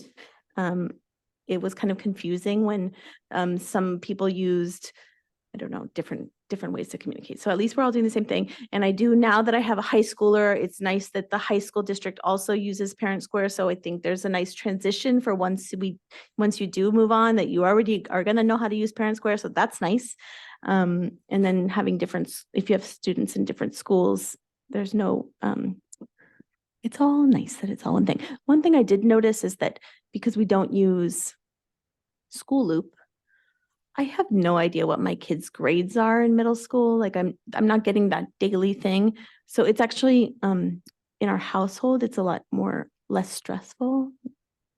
That's a plus. I don't know how other people feel. It's not a daily, constant, stressful reminder that grades are going up and down. So I don't know if that's a plus or a minus for other people, but one less thing to have anxiety about. But also it could be something that I need a reminder about. But thank you for this information about the communication, just in general. I'm happy to see that engagement all around is up. I am on social media all the time, so I see the posts. I get tagged on LinkedIn, so I'm getting emails all the time that, you know, we're on all of these platforms. So it's great to see that people are engaging with our district. I see other districts posting things, and I always think, oh, they're trying to be like San Mateo-Foster City School District. I can see that they, you know, are also doing what we're doing. So I think we're a leader in the communication area. So I just want to commend Diego and everyone in our district that's leading the charge here. So thank you for your work, and you're awesome, and just keep up the good work. Thank you. Yeah, I'll echo that. I really appreciate the approachable and accessible approach that you have to communication, and thinking about ways that we can reach our families.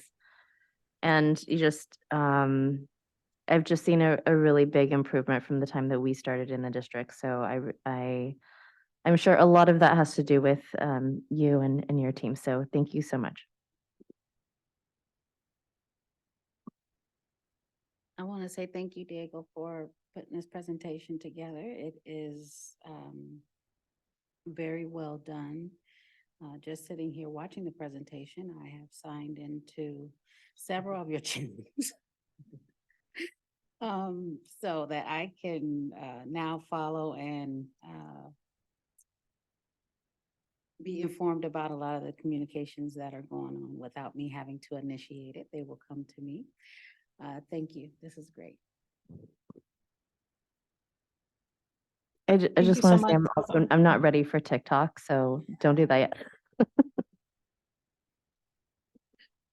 Thank you so much for the presentation, and just all of the work that has gone into all the communication updates, and just, you know, really thinking strategically about how we reach a wide range of stakeholders and how we track what we're doing and make adjustments based on that. So, you know, there's like a common theme here around like how we're, you know, using data to inform next steps kind of across the board, which I think is great, but also just, yeah, this is just, I mean, like we've come a long way in our communications. So I really appreciate all the engagement and work here. And it seems like it's paying off. So thanks so much for leading the charge here. All right, if there's no other further comments, we will move on to 8 board member statements and requests for future agenda items.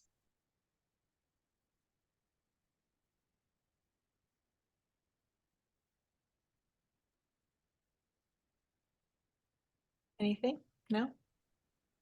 I do want to say a couple things. One, I just wanted to wish everybody a happy Thanksgiving, since we're going to be going on a little break. And just circling back to the comments at the beginning of the board meeting, I just wanted to make sure that, well, I heard some comments about some specific incidences that have happened at some of our schools, or a school in particular. And I just wanted to reiterate that I do believe that our schools should be hate-free, and that students should feel safe and be safe on our campuses, adults as well. And so, you know, whatever we can do to ensure that our campuses are safe, physically safe, mentally, emotionally safe, I support that. But, you know, if there are incidences that are happening, I hadn't heard about them, particularly at a school site where my kids go to school. And, you know, I want to make sure that those conversations are happening, and that we're not just being silent, and that we're not, you know, especially at a time like this where, you know, emotions and everybody, you know, emotions are charged, and students are not feeling safe. It's important that I think parents are having conversations at home as well as conversations are happening on campus. So if there are things that are happening, it's important that we all know about it as a school board, as a school district, as families that are part of a school community. And so hearing about it for the first time at tonight's meeting was a little bit disappointing to me. And I immediately texted my son who goes to school there and was like, I didn't know about this. You better not have been involved, but we will be having a conversation when I get home. And I hope that everybody, we have a week off, and let's all be healthy, safe, and spend the time that we need to recharge and come back being kind human beings that can be the San Mateo-Foster City School District that does what we say we do on the wall and on all of our communications. And I wish everyone the best. So thank you.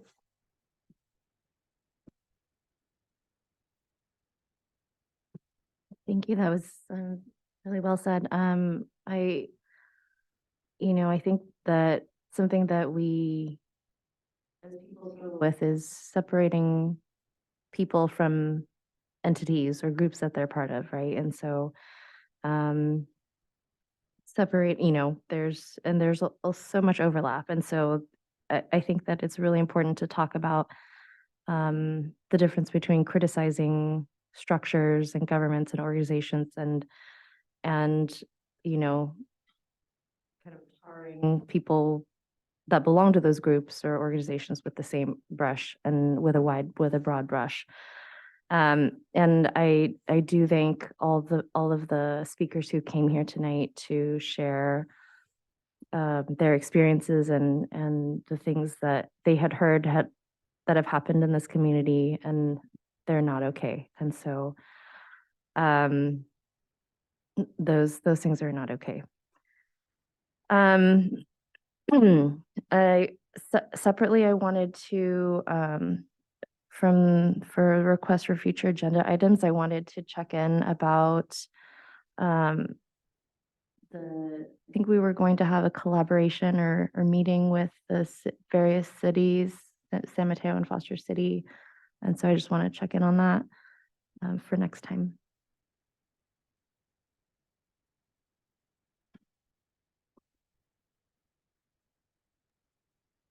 As a future agenda item, I know we had talked about an update on the North Central School. So would like to make sure that that's upcoming. Anything else? Okay, future meeting dates are listed. I hope everyone has a great week off. And we will now open up for any public comments on closed session items before we recess to closed session. Any in-person public comment on closed session? Joe, if we could check Zoom, please. Yes, thanks again, President Watkins. Good evening. I'll be calling on speakers during public comment in random order.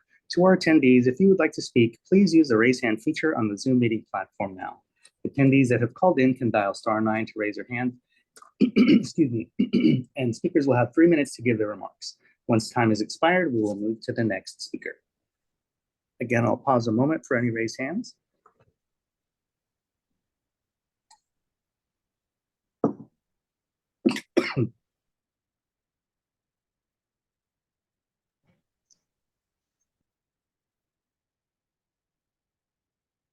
Oh, excuse me. President Watkins, there are no public comments at this time. Okay, thank you. At this time, then we will recess to closed session. Thank you, everybody.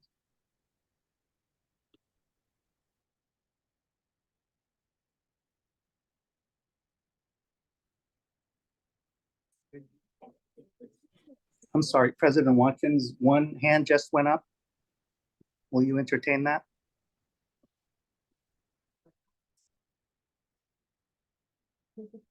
Yeah. That's right.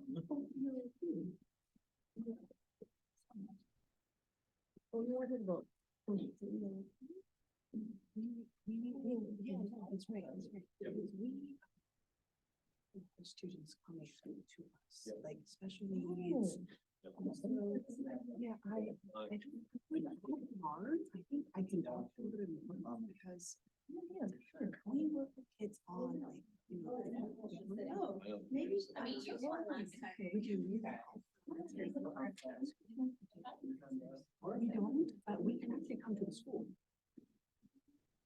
Yeah, so I'm gonna give you, we may also.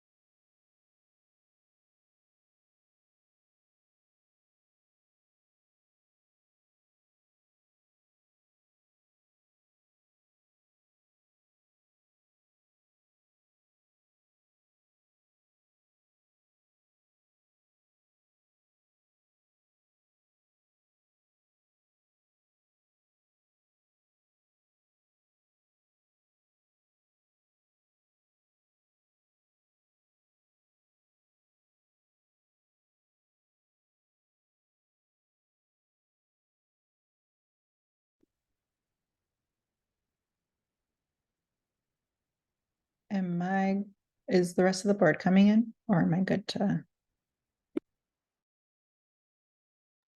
They're making their way in right now. Okay, sounds good.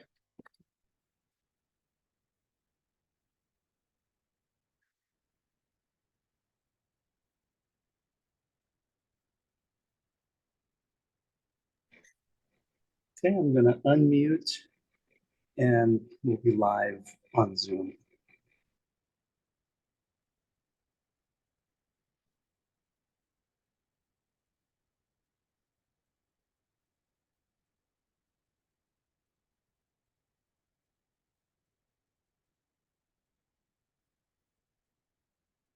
Just let me know when we're ready to go, Joe. All set, President Walker. Okay, great. Thank you. All right, everybody, we are reconvening to open session with one thing to report out of closed session. The board took action to approve a settlement agreement with a 3-0 vote and 1 abstention. And with that, we will move to adjourn the meeting. I'll make a motion to adjourn. Second. Thank you, trustee Brooks for the motion, trustee Trin for the second. Roll call vote, trustee Brooks, Yes. trustee Proctor, trustee Trin. I can't hear you guys, but I think your mic's not on. Okay, and I vote yes as well. Thank you, everybody. We are adjourned at 8:45.